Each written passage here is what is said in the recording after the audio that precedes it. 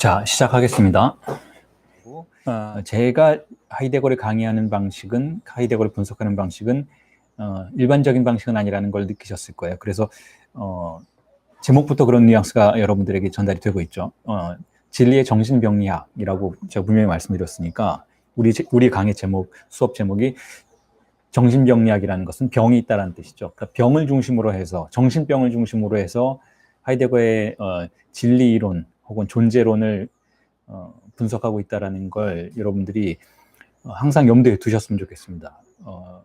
이러한 병을 염두에 둔, 정신병을 염두에 둔 접근 방법은 전형적으로 정신분석이 취하는 방법론인 것이죠. 정신분석은 정상이라는 개념을 가정하지 않는 것이니까 사실상 모든 종류의 정신상태가 어떤 의미에서는 병적인 상태라고 볼 수가 있는 것인데, 그 병적인 상태의 다양한 분류에서 두드러지게 우리가 지금 주목하고 있는 것은 진리나 존재와 관련된 문제라는 거예요. 존재를 사유하는 것 자체가 어떤 의미에서는 병적인 것이다라는 거죠. 그러니까 우리가 어떤 것을 병적이라고 간주한다라는 태도는, 자, 우리 공동체가 일반적으로 흘러가고 있는 방향에 대해서 거부하거나 저항하거나 무언가 소용돌이를 일으키는, 흔드는, 자, 그런 사태들을 병적인 사태라고 볼 수 있다면, 지금 여러분들에게 제가 강의해드리는 이 존재에 관련된 사유는, 자, 그런 의미에서 병적인 사유라는 거예요. 왜냐하면 모든 사람들이 사유하는 방향으로부터 우리를 끌어내리거나 그리로 가지 못하게 만드는,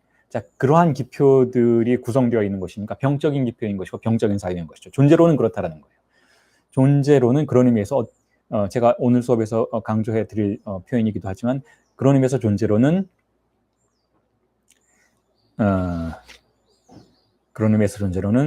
죽음 충동이라는 거예요. 존재론을 구성하고 있는 기표들은 죽음 충동을 발산하는 기표들이라는 것이죠. 자, 그런데 일반적으로는 거기까지 가지 않고, 우리는 지금까지 제가 여러분들과 설명해 드린 바에 의한다면 일반적으로는 거기까지 가지 않고 우리는 스스로를 방어하게 된다는 것. 이 세계의 논리 안으로 들어가서 세계의 문법에 편입되는 방식으로 그 불안으로부터 우리를, 그 죽음 충동의 흐름으로부터 우리를 방어하게 된다는 것이죠. 자, 그래서 지난주부터 제가 존재자의 문법을 그와 같은 방어의 문법인 경향으로 여러분들에게 설명을 드렸던 거예요.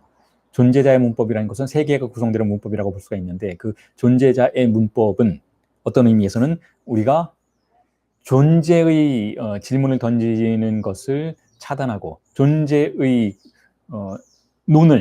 로고스를, 존재의 로고스를 구성하는 것, 죽음 충동의 로고스인 것이죠.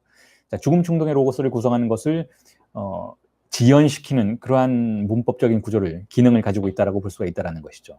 자, 그런 의미에서 우리의 수업의 제목이 진리의 정신병리학이라는 것에 주목해야 한다는 거예요. 정신병리학이라는 거죠. 진리를 사유하는 건 병이라는 거예요.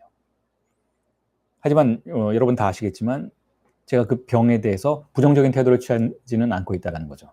물론 그렇다고 해서 진리가 아닌 것에 대해서 부정적인 태도를 취하는 것도 아니지만, 물론 그런 뉘앙스가 자주 발산되기는 하지만, 그럼에도 불구하고, 자, 우리는 존재의 문법 안에, 존재자의 문법 안에 들어가서, 이 세계의 논리 안에 들어가서 삶을 사는 방식으로 평안을 취할 수 있어요. 평안을 취할 수 있어요.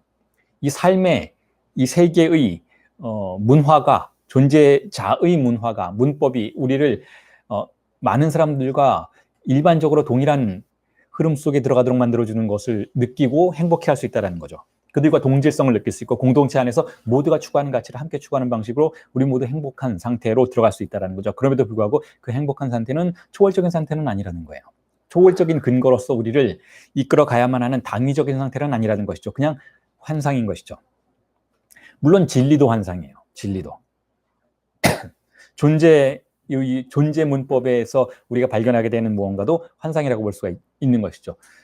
자, 그럼에도 불구하고 존재의 문법은, 존재에 대한 질문은 우리가 존재자의 세계에서 변화하지 않고 마치 고인물처럼 천천히 썩어가는 것을 그러한 상태로부터 벗어나게 해주는 문법이라고 볼 수가 있다는 거죠. 자, 그래서 두 가지 병이 있다라고 저는 그렇게 말씀드리고 싶어요. 정신분석에서는, 혹은 제가 세상을 바라보는 관점에서는, 어떤 의미에서는 우리는 여러 가지 병을 앓고 있는데, 첫 번째 병은 존재자의 병이라는 거예요. 존재자의 병, 세계의 병. 우리 모두가 함께 감염되어 있기 때문에 그 감염 속에서 우리는 환상을 보게 되고, 그 환상을 봄으로써 우리는 소통할 수 있게 되는 그런 병을 앓고 있다는 것이죠. 자, 일종의 정신병이에요. 그것은.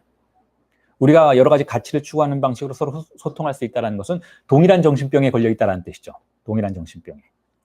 하지만 이 정신병에 걸려 있지 않은 다른 사람들은 혹은 다른 구조의 존재들은 우리와 소통할 수가 없어요. 예를 들면 외계인이 똑같은 신체 구조를 가지고 있다 해도 외계에서 다른 문화를, 다른 문명을 구성하고 삶을 살았던 어떤 존재가 지구에 와서 우리의 언어를 듣게 된다면, 우리가 추구하는 가치를 듣게 된다면 그것에 그들은 뭐 과학이 아주 훌륭하게 발달되어 있으니까 우리가 하는 말들을 번역기로 돌려서 얼마든지 충분히 이해할 수 있다고는 하지만 그럼에도 불구하고 이런 가치의 체계를 이해할 수는 없을 거예요. 왜냐하면 이건 일종의 인간들이 걸려든 정신병의 요소들이니까. 그런 가치의 체계들은 사랑, 정의, 평화, 박애 뭐 이런 것들.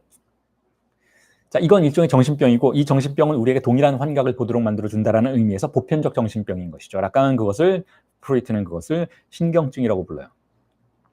존재자의 정신병인 거예요. 존재자의 정신병. 자, 그런데 이러한 정신병만 있는 것이 아니고 이러한 환각만 있는 것이 아니고 개인적이고 개별적인 환각도 존재한다는 것이죠. 그게 바로 진리의 정신병이고 그 진리의 정신병을 탐구하는 로고스가 바로 존재론이라는 거예요. 그리고 그 존재론을 저는 진리의 정신병리학이라고 부르게 된다는 것이죠. 그래서 여러분들에게 하이데거의 존재와 시간을 강의해드리는 수업의 제목으로서 진리의 정신병리학이라는 제목을 붙였던 거예요. 자, 그런 이야기들이 지금 쭉 이어지고 있습니다. 오늘 7번째 수업이고 당연하게도 이제 이 수업이 끝나면 3번의 수업이 남아있죠. 이 3번의 수업 뒤에는 한 4주 정도의 휴식 뒤에 다시금 수업이 시작됩니다. 자, 어쨌든 지금 그런 여정 속에 있는데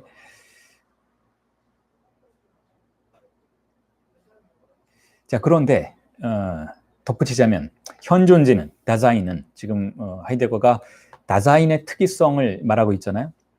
그러니까 지난주가 아니죠. 지난 수업에서 말씀드렸지만 왜 존재의 문제를, 존재의 질문을 거는 대상으로 인간을 택했는가? 인간. 하이데거는 인간이라고, 멘슈라고 말하는 대신 다자인이라는 표현을 쓰기를 좋아해요. 왜냐하면 인간도 항상 존재 질문을 던지는 건 아니니까. 우리가 항상 존재 질문을 던지면서 살아가는 건 아니잖아요. 우리는 그냥 사회 속에 묻혀서 삶을, 이 사회의 논리를 따라가면서 뭐 다른 생물들과 크게 다를 바 없이 논리 속에서, 이 사회가 돌아가는 논리 속에서 우리의 삶을 맡기는 경우가 사실은 대부분이니까 인간이라고 해서 다 다자인은 아닌 거예요. 다자인이라는 것은, 현존재라는 것은 존재의 질문을 던지는 순간에 인간인 거죠. 멘슈인 거죠. 존재의 질문을 던지는 순간에 인간을 다자인이라고 부른다는 거예요. 그러니까 이 세계의 문법이 내 삶에서 반복되는 것을 그냥 수용하고 있다면 사실 다자인은 아닌 거예요. 다자인은 아닌 것이죠. 그냥 인간인 거예요. 인간.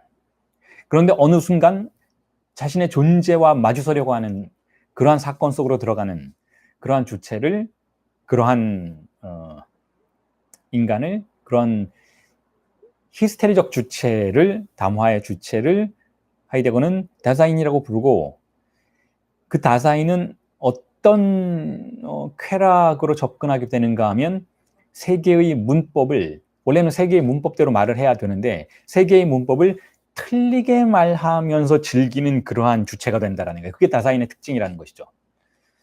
자, 이건 또한 새로운 개념이에요. 틀리게 말할 줄 안다라는 거죠.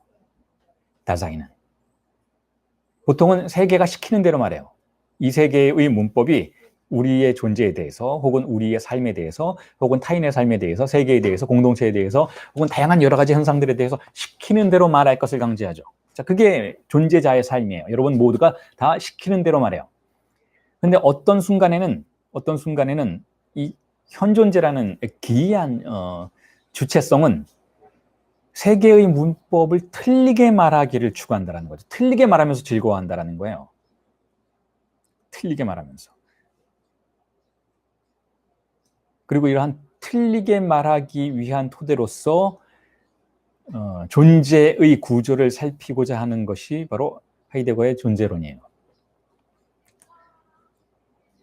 이런 틀리게 말하기를 하이데거는 이후에 예술에서, 문학에서 찾게 되죠.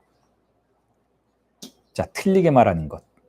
자, 이 틀리게 말하는 것은 세미나 11에서 비정서법이라는 개념으로 라칸이 한번 언급했던 내용이죠. 비정서법. 우리는 모두 정서법으로 맞춤법을 잘 맞추는 방식으로 말하며 세상을 살아가는데 이 맞춤법이라는 건 락강에게는 어떤 의미에서는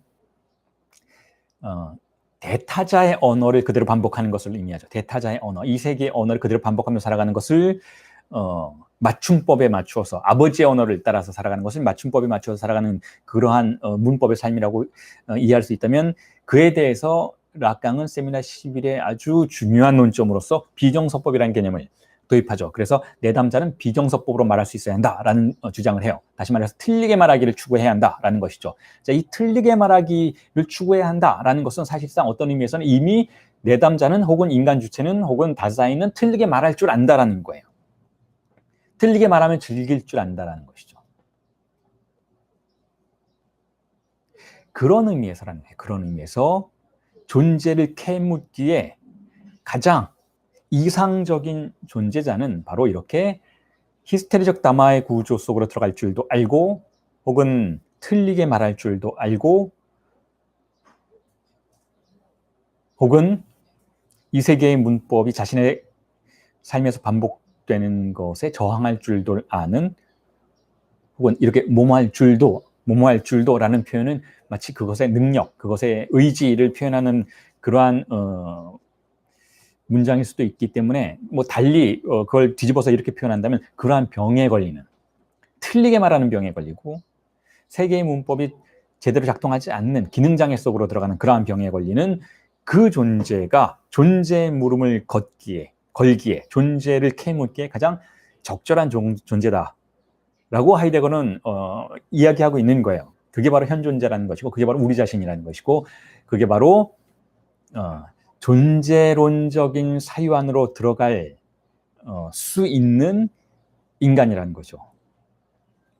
그래서 물음이라는 존재 가능성을 물음이라는 Seinsmöglichkeit des Fragens 물음이라는 존재 가능성을 가진 자라고 불러요. 하이데거는 물음이라는 존재 가능성 Seinsmöglichkeit 존재 가능성 des Fragens 물음이라는 존재 가능성 이게 다사인만 그렇다라는 거예요. 자, 왜 그런지 충분히 아시겠죠. 물음이라는 건 지금 하이데거의 논점에서는 뭐 대단한 능력처럼 보이겠지만 제가 지금 여러분들에게 설명하고 강의하는 방식으로 이해하신다면 물음이란 존재 가능성은 병인 거예요. 병. 물음이라는 존재 가능성은 공동체를 있는 그대로 이전의 방식 그대로 앞으로 나아가도록 하는 일관성의 차원에서 본다면 병이라는 것이죠. 자, 그런 가능성을 다자인은 갖고 있다는 거예요. 그러니까 아주 위험한 병에 걸릴 수 있는 가능성의 존재인 것이죠. 위험한 병. 즉 인간이 무엇인지 이미 존재하는 통념을 따라서 관념을 따라서 그대로 사는 것이 아니라 인간이 누구인지를 새롭게 규정할 수 있는 무시무시한 충동에 휩싸이기도 하는 것이 바로 다자인이라는 거예요. 다자인. 한마디 여기에 논평을 덧붙이자면 그렇지 않습니까? 지금도 마찬가지고 최근 들어서 과학이 상당히 발달하게 되면서 뭐 인간에 대한 규정이 새롭게 많이 바뀌고 있죠. 예를 들면 안락사 문제도 그렇고 죽음을 본인이 선택하겠다라는 거예요. 그러니까 이전 같으면 사실은 허용되지 않는 그러한 선택 중에 하나였던 거죠. 혹은 생명 연장에 관련된 문제도 있죠. 생명을 과학이 발달하니까 의학이 발달하니까 사람이 예전 같으면은 죽었을 수도 있는데 예전 같으면 이미 사망했을 수도 있는데 다양한 생명 연장 장치들 동원해서 삶을 연장시키는 것이죠. 거의 식물인간의 수준에서 삶을 연장시키는 그러한 장치들이 어쨌든 의료계에서는 문제가 제기되고 있는 분야인 것이죠. 왜냐하면 도대체 어떤 게 임의적인 것이냐, 자연스럽게 사람이 사망한다는 건 무슨 의미인가, 혹은 삶을 연장시킨다는 건 무슨 의미인가, 혹은 지금 새롭게 대두되고 있는 것, 인간을 냉동시킨다라는 문제도 좀 그렇지만 어쨌든 잠시 잠들게 만드는 것, 예를 들어서 한 10년 동안, 한 100년 동안 잠들게 만드는 것, 냉동시키는 것이죠. 그래서 그 뒤에 다시 깨어나도록 만드는 그러한 문제도 예를 들면 그 100년 뒤에 지금은 불치병이었던 무언가가 치료될 수 있는 가능성이 100년 뒤에 등장할 수 있다면 누군가가 자신의 병을 고치기 위해서 한 100년 정도 냉동되었다가 다시 깨어날 수 있는 그런 기술들이 가능할 수 있다는 거죠. 분명히 가능할 수 있다고 생각해요. 예를 들면 한 100년 뒤에는 그 정도의 기술은 가능할 수 있다고 생각해요. 그러니까 뭐 100년을 사람을 냉동시키는 거는 힘들 수도 있겠지만 병의 진전을 더 이상 전개시키지 못할 수 있는 정도로 사람을 수면시키는 거죠. 잠들게 만드는 거예요. 세포 활동을 최소화시키는 상태로 유지하는 거죠. 그게 한 10년, 20년 정도 가능할 수 있다면 그 뒤에 어떤 의학 기술이 발달해서 그 사람이 이미 앓고 있던 질병을 고칠 수 있는 상황이 된다면 사실은 돈 많은 사람들은 그걸 선택할 수 있는 가능성이 충분히 생겨난다는 거죠. 그거에 대한 논란이 많이 있잖아요. 도대체 생명이란 무엇인가? 혹은 인간이 치료된다는 의미는 무엇인가에 대한 다양한 질문들이 던져지고 있는 것인데, 자, 굉장히 많은 예를 들면 종교주의자들이 그런 것을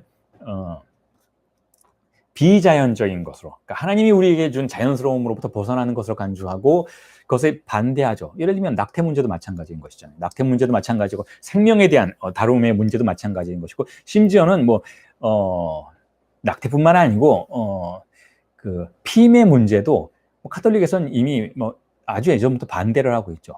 피임의 문제도 자연스럽게 인간이 다른 동물들과 다를 바 없이 삶을 생산하는 활동을 해야지 그걸 인위적으로 컨트롤하려고 해서는 안 된다, 이런 태도들이 있는 것이잖아요. 자, 그럼에도 불구하고 자, 우리가 지금 살고 있는 삶의 다양한 영역들에서는 이미 재규정이 일어나고 있어요. 인간이 무엇인지에 대한 재규정이 일어나고 있고, 인간이 무엇인지, 삶이 무엇인지, 생명이 무엇인지에 대한 재규정이 일어나고 있고, 그러한 재규정들이 공동체의 영역에서 합의된 뒤에는 이전과는 확연하게 다른 방식으로 우리들에게 받아들여지고 심지어는 강제되는 그러한 경향들이 이미 일어나고 있고, 어떤 의미에서 인간은 그런 존재라는 거예요. 우리 인간이 무엇인지, 생명이 무엇인지, 삶이 무엇인지, 남녀의 성이 무엇인지, 자, 이런 것들 중에서 거의 대부분의 것들이 갱신되는 상황에 있고 앞으로도 갱신될 상황에 있다는 것이죠. 그게 인간의 특징이라는 거예요. 질문을 던지고 기존에 존재하는 인간에 대한 규정들을 죽음으로 몰아넣고 새로운 인간에 대한 규정들을 불러내는 그러한 활동들을 한다는 것이죠. 이게 다사인의 특징이라는 거예요. 그러니까 그걸 막을 수가 없다는 것이죠. 막을 수가 없기 때문에 그걸 활발하게 공론화시켜야 한다는 거예요. 그걸 그냥 자연주의적인 입장에서 혹은 종교론적인 입장에서 반대하거나 틀어막고 있으면 오히려 더 심대한 문제들이 발생할 수 있다는 것이죠. 자, 어쨌든 인간은 그렇게, 다사인은 그렇게 존재 물음을 던지는 그러한 능력의 존재이고 혹은 병의 존재이고, 그런 의미에서 존재 규정이 항상 바뀔 수밖에 없는 상황이라는 것이고, 그것이 오히려 다사인에게는 자연스러움이라는 거예요. 그렇기 때문에 자, 제가 정리를 해드리면 이렇습니다. 그렇기 때문에 하이데거는 이렇게 왜 인간이, 다사인이 존재의 물음이 걸려야 하는 대상인지에 대해서 정리를 하고 있습니다. 읽어드릴게요. Das Sein vom Charakter des Daseins hat zur Seinsfrage selbst einen vielleicht sogar ausgezeichneten Bezug. 현존재의 성격을 띤 존재자는 존재 물음 자체와 하나의 아마 탁월하기까지 한 연관을 맺고 있는 것이라 할 수 있다. 자, 이렇게 정리를 하고 있어요. 현존재의 성격을 띤 존재자는, 그러니까 인간 존재자는 다른 많은 동물들과 마찬가지로 존재자인데, 이 세계에서 존재하고 있는 존재자인데, 그런데 이 인간 존재자는 현존재의 성격을 띠고 있다는 거예요. 제가 지금까지 설명드린 바대로 그 다양한 논점들을 포함할 수 있고 수렴할 수 있도록 만드는 그 현존재라는, 다사인이라는 성격을 띠고 있다는 거죠. 그런 캐릭터를 띠고 있다는 거예요. 그리고 이거는 하이데거가 보기에는 탁월하다라고 표현해요. 탁월하다. ausgezeichneten이라고 표현하죠. 탁월하다. 그 탁월한 관계를 맺고 있다라는 거예요. 자, 그렇기 때문에 인간에게, 다사인에게 존재 물음이 물어져야 한다는 거죠. 그래서 존재 우위가, 이 현존재의 존재 우위가 그렇게 증명되었고, 존재 물음에서 물음이 걸려 있는 것에 역할을 해야 할 법례적인 존재자가 우리 앞에 주어졌다라고 선언해요. 그러니까 인간 다사인은 법례적이다. 존재론에 관련해서는 법례적이다라고 선언하죠. 자, 그리고 이 선언을 다시 한번 책임지기 위해서 하이데거가 왜, 어떻게 다사인이 우위에 있는지를 일단은 두 가지 차원에서 해명하기 시작해요. 이게 3절의 내용이죠. 3절. 존재 물음의 존재론적 우위. 그러니까 다사인이 왜 존재 물음을 걸 수 있는 우위에 있는지를 두 가지 차원에서 설명을 하는데, 하나는 어떤 우위에 있는가 하면 존재론적 우위라는 거예요. 대어 온톨로기 슈포항이라는 것이죠. 존재론, 온톨로기, 슈포항, 존재론적 우위를 먼저 설명해요. 그 다음에 존재적 우위를 설명해요. 하지만 이 두 개가 분리된 건 아니고, 이 존재론적 우위가 이 다사인의 존재적 우위를 설명하는 방식으로 연결이 되어 있기는 하죠. 자, 이 부분에 대해서 이제 하나하나 설명을 드리겠습니다. 존재론적 우위라는 건 뭐냐? 자, 존재론적 우위라는 개념. 자, 우선 먼저 다시 여러분들에게 환기시켜 드릴 내용은, 우리가 지금 공부하는 게 존재론이라는 거예요, 여러분. 존재론. 잊지 마세요. 존재론. 온톨로기라는 거, 존재론. 온톨로기. 자, 존재론은 어떤 특성을 가지고 있냐? 라는 것을 먼저 우리가 이해하면, 왜 지금 하이데거가 다사인에게, 현존재에게 물음을 걸어야 하는 것에서 존재론적인 우위가 있다라는 해명을 시도하는지를 이해할 수 있어요. 그러니까 존재론이 좋은 거라는 거예요. 여러분, 존재론이 좋기 때문에 그 존재론을 다룰 수 있는 다사인은, 현존재는, 인간 존재는 존재 물음 걸기에 좋다라는 거예요. 우월하다라는 거죠. 존재론을 갖지 못한 다른 존재자는 존재 물음을 걸기에 부적절하다. 지금 이렇게 간접적으로 말하고 있는 거랑 마찬가지예요. 그러니까 존재론 담화가 어떤 특성을 가지고 있는지를 이해하는 게 굉장히 중요하겠죠.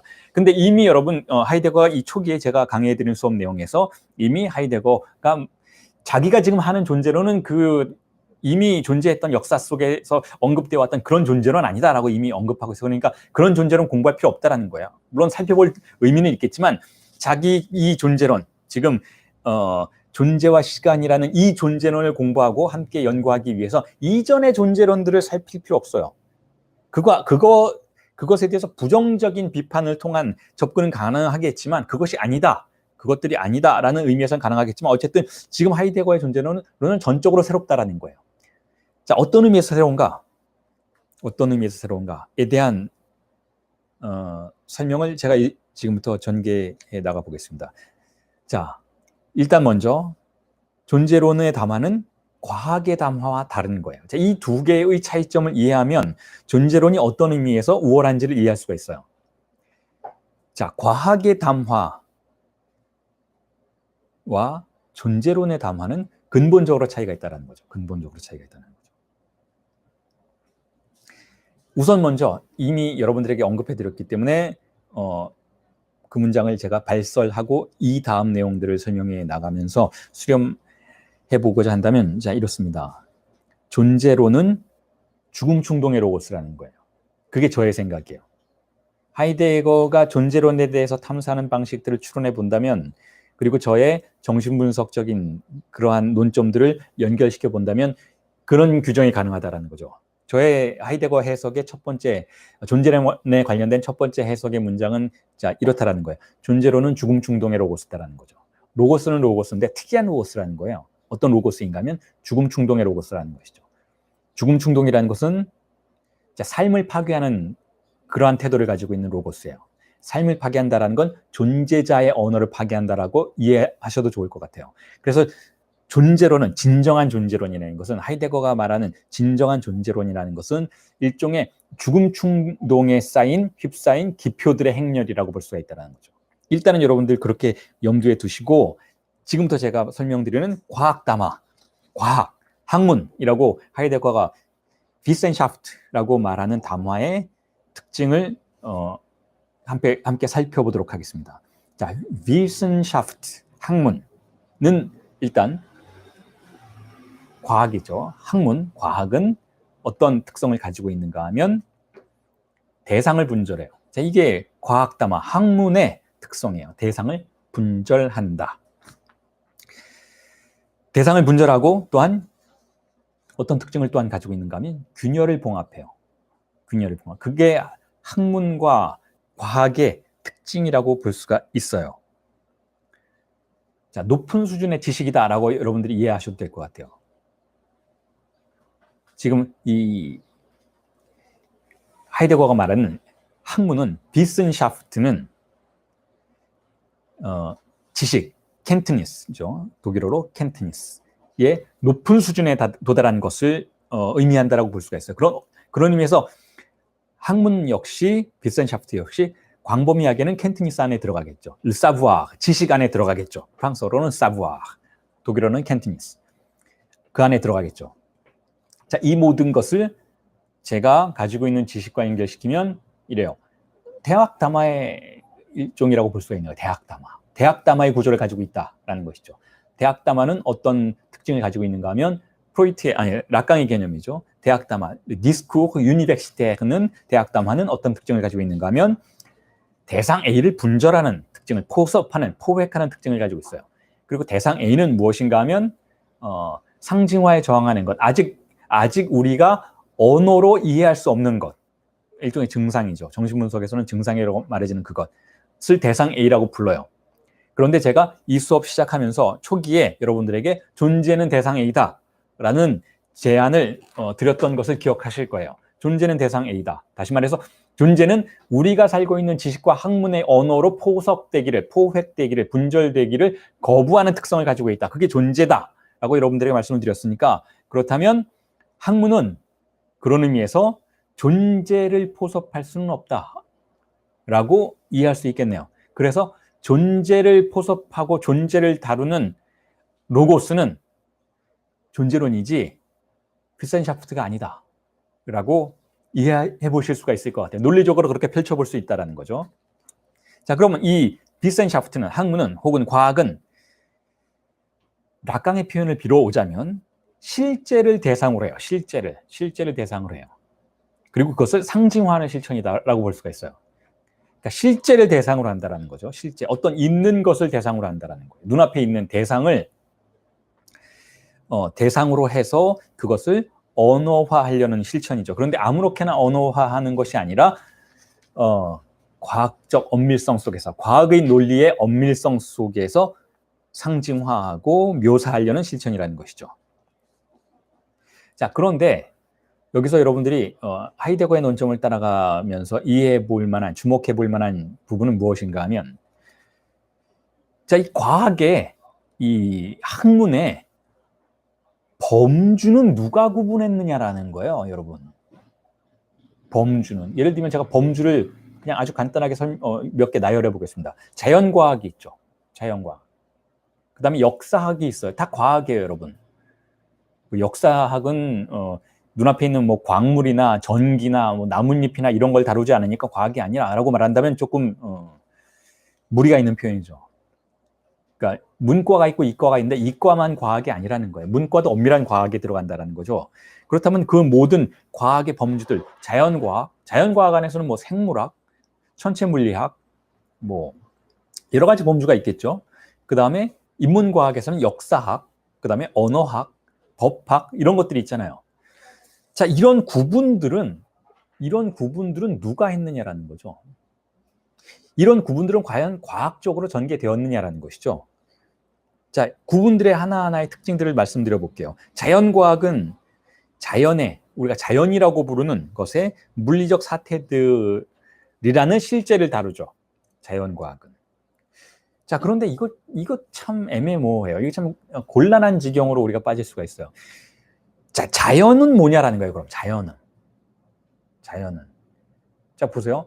의학도 자연과학인가? 자, 의학, 우리 몸속에 우리도 자연의 일부잖아요. 생물의 일부인 것이잖아요. 그러니까 우리 몸속에 간, 쓸개, 콩팥 다 자연의 일부예요. 자, 심장도 자연의 일부예요. 뇌도 자연의 일부예요. 뇌에서 여러 가지 촉발되는 뇌신경 전달 물질 체계들도 다 자연의 일부예요. 하지만 거기서 발생하는 감정은 뭔가요, 그럼? 그것도 자연의 일부인가요? 아, 그럴 수 있어요. 동물들도 감정을 느끼니까. 인간이 느끼는 감정과 불안과 공포 이런 것 다 자연의 일부라고 볼 수가 있어요. 그런데 그 자연의 일부가 자연에서 촉발되는가? 인간의 심리가 자연에서만 촉발되는가? 그렇지 않죠. 사랑하다가 감정의 변화를 느낄 수도 있는 것이고, 전혀 자연과는 분리된 어떤 문화적인 맥락 속에서 그 뇌신경 전달 물질 체계들이 이상 반응을 보일 수도 있는 것인가? 또 그건 자연과학인가 아닌가? 이게 헷갈리잖아요. 그럼 심리학의 영역으로 가야 되는가? 그럼 심리학은 자연과학인가? 심리학은 문화적인 영역에 깊숙이 개입되어 들어와 있기 때문에 그걸 자연과학이라고 부를 수가 있는가? 그 명백한 구분들이 과연 가능한가? 혹은 이 구분들을 누가 했는가? 이 구분들을 하는데 어떤 원리가 작동했는가에 대한 질문을 던지기 시작하면 하이데거의 관점에서는 이런 답이 도출이 돼요. 과학 자체가 엄밀하게 추구되려고 노력했던 것은 인정해 줄 수 있지만 그 과학의 토대에 자리한 범주 구분들이 논리적이고 엄밀하게 구성된 것은 아닌 것 같다라는 거예요. 즉 법력화, 그비테스라고 부르죠. 그비테스, 독일어로 법력화는 어떻게 일어났는가? 어떻게 스스로를 구분했는가? 자, 이 문제에 대해서 하이데거가 질문을 제기해요. 그러니까 선학술적 법력화의 문제를 제기하죠. 그러면서 이렇게 이야기를 하는데 제가 읽어드리겠습니다.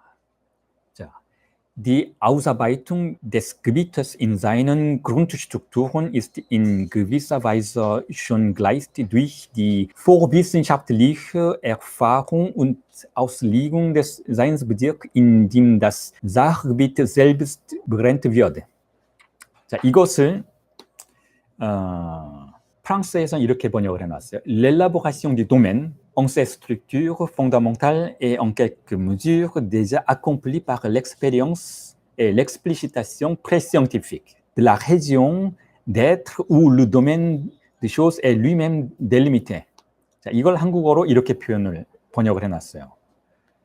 분야를 아까 말씀드렸죠. 분야를 그비테스라고 불러요. 분야를 그 근본 구조에 있어서 그룬트슈트루크tun이죠. 정리 작업하는 일. 아우사바이퉁이죠. 그것은 어떤 방식으로 이미 존재구역, 자인스브젝스, 존재구역 이 안에서 존재구역에 대한, 이 존재구역은 어떤 곳인가 하면 그 안에서 사태 분야가 자흐비트라고 해요. 자흐비트. 사태 분야 자체가 제한되어 있는데, begrenzt 되어 있는데 그것에 대한 학문 이전의 경험, vorwissenschaftliche Erfahrung이라고 해요. 학문 이전의 경험과 해석, 아우슬리궁이죠. 그것에 의해서, 해석에 의해서 주도되어 있다는 거예요. 즉 학문 이전에, 과학 이전에 뭔가가 일어나서 그 존재 구역을, 그 사태 분야는 자흐비트를 제한했는데, 자, 그건 학문이 한 건 아니라는 거예요. 과학이 한 게 아니라는 거죠. 그 이전에 어떤 경험이 했다라는 거죠. 그 이전에 다른 무언가가 했다라는 거예요. 다른 무언가가. 자, 그 다른 무언가, 그걸 선지식적이라고 볼 수가 있어요. 선지식적. 자, 다시 편하게 설명을 드리겠습니다. 자, 존재자들이 다 있어요. 존재자들. 사람도 있고, 나무도 있고, 책상도 있고, 마음도 있고, 다 존재자예요, 여러분. 심리도 있고, 무의식도 있고, 이게 다 존재자예요. 법력들을 가지고 있는 존재자인 것이죠. 이 존재자들, 이 자인든, 분야, 이 그비테스, 이 분야들이 이미 나누어져 있고, 과학은 그것을 다루고 있어요. 근데 그 이미 나누어진 것, 그 존재구역, 자인스비지역, 존재구역은 과학적 탐사에 앞서서 구성되어 있다는 거예요. 과학의 앞선 지식이 있다는 것이죠. 즉 선지식이 있다는 것이죠. 자, 누가 이걸 했는가? 누가 이걸 구분했는가? 누가 그런 것들을 구분했는가? 누가 했나요, 여러분? 고정관념이 있죠. 고정관념. 제가 자주 쓰는 용어죠. 고정관념이 있죠. 고정관념이 어떤 건가요? 관념들을 고정시켜주는 거예요.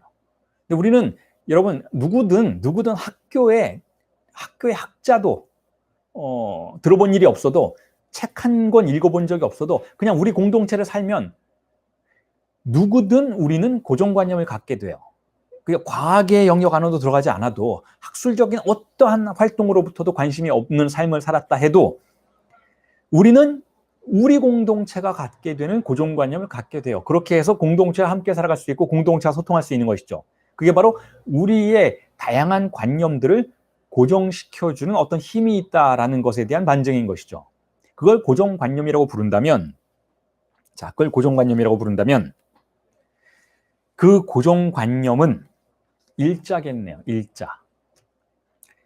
그 고정관념은 그 관념을 고정시켜주는 틀은 여러 개가 아니라는 거예요. 하나라는 거예요.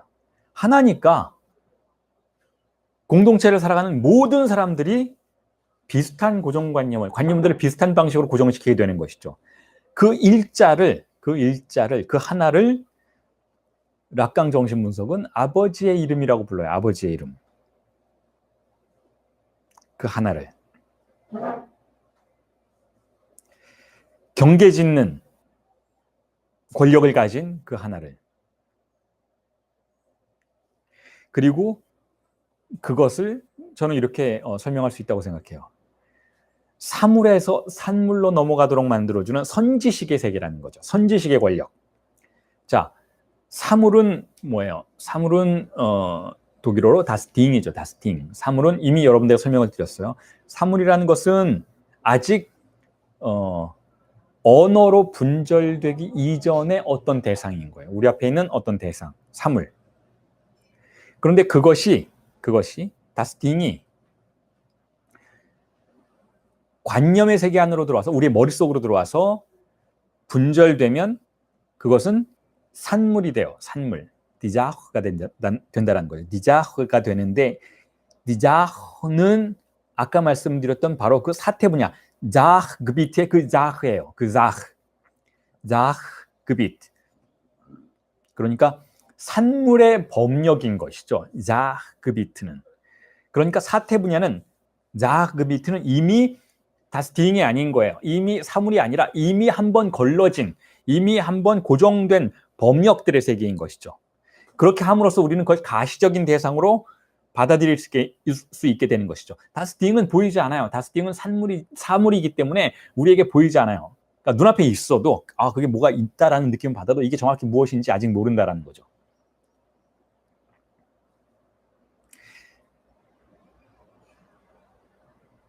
자, 그렇다면 뭐가 그걸 드러나게 할까요? 고정관념이에요. 뭐가? 어떤 빛이 그것을 비추고 그래서 우리는 그것이 우리 앞에 그 법력 안에, 그 범주 구분 안에 들어가 있다라고 이해할 수 있게 된다는 거죠. 그렇게 해서 우리는 그 다음에 과학을 시작할 수 있는 거예요. 그 이전에 과학이 존재하지 않았지만 그럼에도 불구하고 우리는 어떠한 학술적인 활동도 하지 않았음에도 불구하고 우리는 눈앞에 있는 범주들을 구별할 수 있다라는 거예요.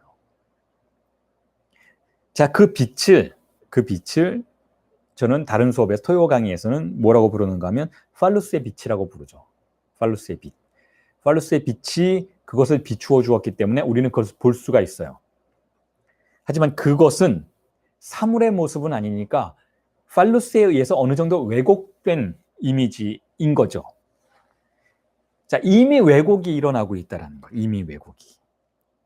그래서 뒤에 하이데거가 현상 개념에 대해서 설명하는 부분에서 다시 한번 제가 언급을 드리겠지만, 자, 어쨌든 우리 앞에 어떤 존재자는 자신을 가장 이상적인 차원에서 보자면 백일하에 자신을 드러내면 우리는 그것의 존재를 볼 수 있어요.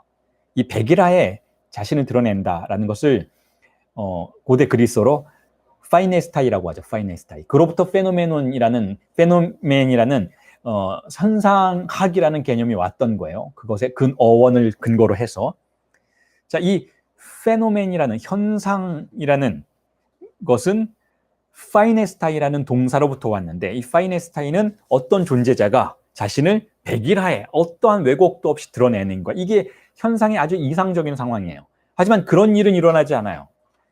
존재가 자신을 그대로 드러낼 수가 없다는 거죠. 왜냐하면 이 존재가 살아가는 존재자의 세계에는 이미 팔루스의 불빛들이 이미 밝혀져 있어요. 그리고 그것들이 각각의 색을 통해서 우리의 색을 왜곡시키고 있어요. 그러니까 우리는 우리 자신을 파이네스타이 할 수는 없다라는 거죠. 무언가가 이미 법력을 구분하고 있는데 그거는 이 법력의 구분이라는 것 자체가 이미 존재로부터 존재자의 세계로 넘어가는 단계에서 벌어지는 관념들의 고정인 것이니까 결국 어떤 존재가 자신을 아무런 것에 도움도 없이 그냥 있는 그대로 그저 그대로 드러낼 수는 없다라는 것이죠. 그러니까 다시 딩은 결국 언제나 자신을 디자허의 현상으로, 다시 말해서 법력화되고 구분된 현상으로 이미 세매진 방식으로 자신을 드러낸다라는 의미에서, 자, 그런 의미에서 학술적이기 이전에 이미 존재자의 세계는 어떤 1차적인 왜곡을 경험하고 있다는 것이고, 자, 그러한 왜곡의 위에서 다시 학술적인 실천들이 구성된다는 것이니까 결국 과학은 자기 자신의 토대에 대해서 불안해할 수밖에 없다는 거예요. 그게 어떤 과학이건. 즉, 학문적인 탐구는 과학이죠. 사태 분야, 그러니까 자신이 지금 분야로 하고 있는 그 사태 분야, 자그비트의 구별 및 1차적인 고정을 소박하고 거칠게 수행할 뿐이다 라고 하이데거는 이야기하고 있어요. 소박하다라는 것은 엄밀하지 못하다라는 거죠. 엄밀하지 못하고 대충 했다라는 거예요. 그리고 거칠게, 말 그대로 거칠게 법력화를 수행했을 뿐이다라는 거예요. 즉 과학은 주어진 존재자의 법력에 대한 근본적인 고찰 없이 그 위에 지식의 체계를 건설한다라는 거예요. 그러니까 간단히 얘기하자면 여러분, 의학자가 인간의 신체를 생물학의 대상으로서 인간의 신체를 다룰 때 인간이 무엇인지 고민 안 해요. 그냥 바로 생물학적인 영역 안으로 들어가요. 의사 선생님이, 여러분 우리가 의대에 가서 의술을 배울 때, 의학을 배울 때 뭐 교양 과목으로 그런 걸 배우기는 하지만 그럼에도 불구하고 의사들이 왜 내가 병을 고쳐야 하는지에 대한 진지한 질문은 50 이후에 등장하는 질문이에요. 대체로 젊은 의사들은 당연히 인간은 병을 고쳐야 한다라는 그냥 그 명제 하에서 자신의 직업을 수행하고 자신의 연구를 수행할 뿐이지 내가 왜 인간의 병을 고쳐야 하는가? 라는 질문은 아주 뒤에 온다라는 거죠. 그러니까 과학의 영역이 아니라 진정으로 그 과학이 진실해지는 순간 과학의 토대로 접근하는 방식으로 등장하는 질문들이라는 거예요. 아주 고차적인 질문들은 그렇게 나중에 온다라는 거죠. 과학 자체는 그것에 대한 근본적인 질문 없이 일단은 시작한다라는 거예요. 그렇잖아요, 여러분. 뭐 의대에 갔는데 어떤 인턴이 막 바쁘고 사람 병 고쳐야 되고 뭐 응급실에 왔다 갔다 해야 되는데 그냥 머릿속에는 철학적인 질문만이 등장한다고 생각해 보세요. 내가 왜 인간에 대해서 병을 고쳐야 하는지에 대한 질문을 하다 보면 졸업 못 해요, 여러분. 그렇잖아요. 하지만 그게 가장 진정한, 가장 엄밀한, 그리고 가장 중요한 질문일 수 있다는 거죠. 자, 그런데 과학은 일단 그런 질문을 던질 여유가 없다는 거예요. 하나의 지식으로서의 과학이 성립되는 데에 결국은 어떤 종의 정치적인 권력이, 팔루스의 권력이 개입되어 있다는 그러한 고찰은, 그런 것에 대한 질문은 과학 자체가 담당하지 않는다는 거예요. 그래서 그런 질문이 던져질 때 이미 그 과학자는, 이미 그 의학자는 의학자가 아니에요. 그럼 뭐예요? 철학자인 거죠. 의학 자체를 의학 바깥에서 바라보려고 하는 순간 이미 이 의학자는 하나의 과학 영역 바깥으로 메타적인 관점에서 자신의 실천을 바라본다라는 의미에서 하나의 과학자보다 더 상위에 있는 어떤 존재인 거죠. 어떤 존재인가요? 존재론을 작동시키는 존재예요. 그런 의미에서 존재론은 하나의 과학의 토대에서 작동하고 있는 근본적인 개념들을 문제시하는 로고스라는 것이죠.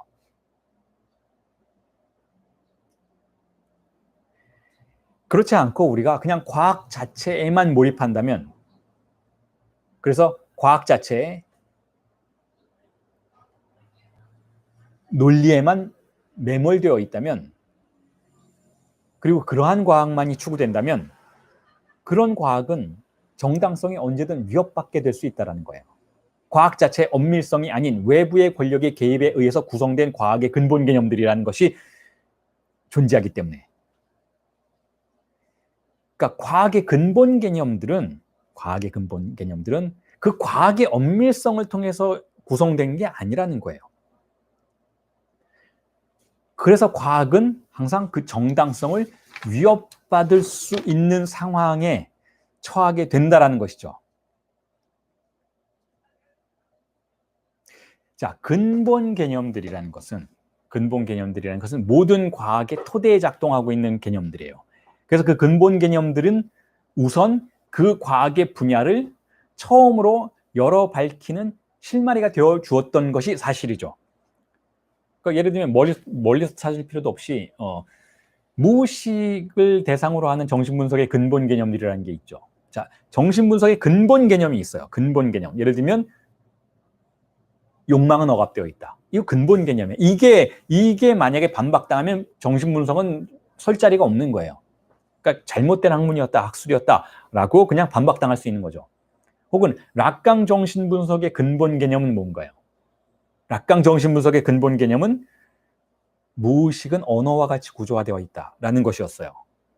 자, 무의식은 언어와 같이 구조화되어 있기 때문에 우리는 언어적인 실천을 통해서만 무의식에서의 변화를 추구할 수가 있어요.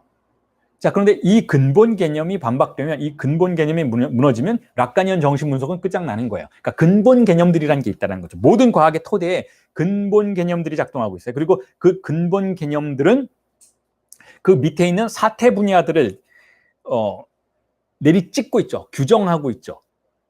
자, 이 관계가 붕괴되면 사태 분야도 흩어지는 것이고, 그 근본 개념이 아주 어렵게 표지하고 있었던 실제도 흩어지는 것이니까 학문 자체가 붕괴되는 것이라고 볼 수가 있죠.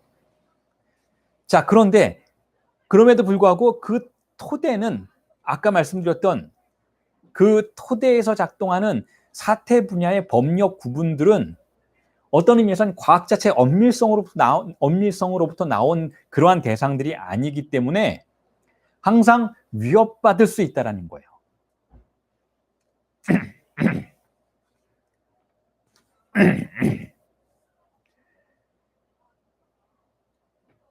자, 여러분,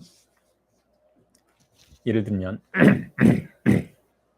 조금 뒤에 다시 한번 말씀드리겠지만, 이 과학이라는 게 정신분석도 과학이라고 한다면 락강은 과학이라고 안 하지만 어쨌든 크게 놓고 봐서 정신분석이 과학이라고 한다면 아까 말씀드렸던 것처럼 정신분석의 토대의 근본 개념은 이런 거예요. 무의식이 있다라는 거예요. 그러니까 정신분석이 무의식이 가정되지 않으면 그냥 그건 심리학이에요. 그러니까 정신분석은 구성될 수가 없어요. 정신분석의 모든 논문들, 모든 학술적인 실천들은 무의식이라는 개념이 존재하지 않는다면, 이 근본 개념이 존재하지 않는다면 그냥 다 뜬구름 잡는 얘기인 거예요. 자, 그런데 무의식이라는 단어, 여러분 정신분석 비판하는 사람들이 맨날 이렇게 얘기하잖아요. 그런 거 원래 있었다는 거. 프로이트가 무의식이라는 단어 쓰기 전에 이미 무의식이라는 단어 굉장히 19세기의 낭만주의자들이 많이 썼던 단어예요.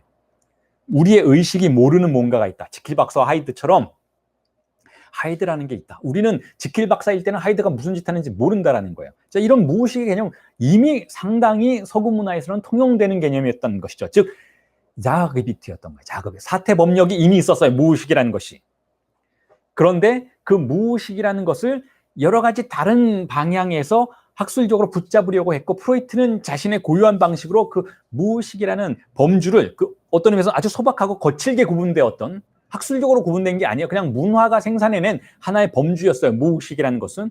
그 무의식, 우리의 내면에 숨겨져 있고 의식이 깨있는 동안은 우리가 알아챌 수 없다라는 그런 아주 소박하고 거친 논점을 통해서만 묘사되었던 그 무의식이라는 것을 프로이트는 욕망과 억압, 성충동, 트리프라는 것 개념과 그 트리프가 억압되었기 때문에 발생하는 것이다라는 근본 개념을 통해서 연결시켰죠. 자, 그렇게 사로잡은 거예요. 자, 그리고 이러한 근본 개념과 사태 법력에 관련된 연결을 여러 가지 학파들이 어떤 의심도 없이 다시 추구하기 시작해요. 예를 들면 융학파와 같은 경우에도 무의식이라는 개념을 받아들이고 그 무의식이라는 개념을 마치 실체처럼 간주하기 시작했죠. 그리고 거기에 대한 질문을 던지지 않아요. 그냥 그게 있다라는 거예요. 어떤 자기가 있다, 셀프가 있다라는 거죠. 그리고 셀프가 있으니까 그건 있는 거야. 그 실체니까 마치 우리 몸뚱이에 거기 있는 것처럼 그건 있는 거니까 거기에 대한 질문을 던지는 필요가 없이 그것을 통해서 어떤 이론을 구성해낼 수 있고 탐사를 이어나갈 수 있다라는 거예요. 어떤 초월적인 뭔가가 있다라는 거죠. 우리의 내면에는. 그리고 우리의 삶은 다 그리로 향하는 여정이라는 거죠. 거의 종교적 수준에 가까운 담론을 구성해내는 거죠. 자, 그런데 그러한 정신분석은 어떤 의미에서는 토대를 의심받기가 굉장히 쉬운 정신분석이에요. 왜냐하면 그게 실제로 있는가라는 질문을 던지지 않기 때문에 그게 실제로 있는가라는 질문을 던지고 그러한 초월적인 대상에 대해서 그렇게 자주 언급을 하고 그걸 통해서 이론을 구성해내는 것은 부조리하다라는 여러 가지 논박들이 등장하면 그걸 지탱하고 감당해내기가 굉장히 힘들어요. 그래서 특히 융 공부하는 사람들은 그렇게 얘기하죠. 그럼 말로 설명할 수 있는 대상이 아니라는 거예요. 그리고 말로 설명할 수 있는 대상이 아니라고 말하는 순간 이제부터는 그건 종교가 되는 것이지 과학이 아니게 되어버리는 것이죠.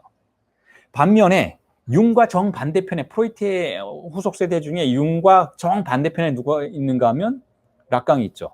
락강은 어떻게 하나요? 지속적으로 문제시해요. 무의식이라는 게 있냐? 자기는 그렇게 생각하지 않는다라는 거예요. 무의식이 실체이냐? 아니라는 거예요. 락강은 지속적으로 프로이트가 구성해놓은 무의식의 개념의 실체성. 자, 일단 실체가 가정되면 거기에 대해서 질문을 던질 수가 없어요. 이 앞에 아이패드가 있다는데 거기에 대해서 질문을 던지는 게 너무 무의미하게 되어버리잖아요. 이게 환상이다라고 말하면 그때부터 얘기가 안 되어버리는 것이잖아요. 자, 그런데 락강은 질문을 던져요. 무의식은 실체가 아니고 언어의 2차 효과일 수 있다는 거죠. 언어의 2차 효과일 수 있다는 건 무슨 얘기냐면 그런 게 착각일 수도 있다는 거예요. 근데 거대한 착각이 있기 때문에 우리가 아주 강렬하게 사로잡힐 수도 있다는 것이죠. 그래서 락강의 제가 조금 전에 여러분들에게 말씀드렸던 락강의 정신분석을 과학이라고 한다면 락강은 자기 자신의 과학의 토대를 지속적으로 무너뜨리는 그러한 방식으로 나아가요. 예를 들면 조금 전에 무의식에 대한 규정, 락강 정신분석의 근본 개념, 무의식은 언어와 같이 구조화되어 있다라는 그 근본 개념, 그 구조, 그 토대를 세미나 11에서 붕괴시켜버리죠. 어떻게 말하는가 하면 내가 옛날에는 락강이 그렇게 얘기하죠. 내가 옛날에는 무의식을 언어와 같이 구조화된 것으로 설명한 일이 있는데 이제는 그렇게 안 하고 다른 방식으로 하고 싶다라고 말해요. 그리고 어떻게 하는가 하면 바로 언어의 균열점이 무의식이다라고 이야기한다는 거죠. 균열점이라는 건 공백인 것이잖아요. 틈인 것이죠. 그게 무의식이라는 거예요. 그러니까 실체가 아니게 되어버려요. 이제부터는.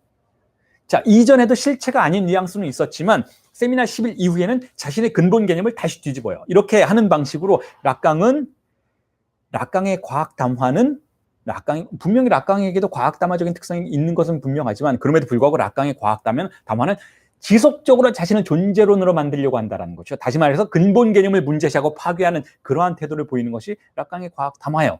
자, 제가 왜 이 이야기를 여러분들에게 말씀을 드리는가 하면 과학의 언어가 어떤 모순을 가지고 있는지를 지금 하이데거가 논증하고 있기 때문에 그러한 과학의 언어의 모순으로부터 지속적으로 자신을 보호하려고 하는 락강적인 죽음 충동의 논리가 어떤 것인지를 설명해 드리고자 하는 그런 목적이 있어요. 자, 과학은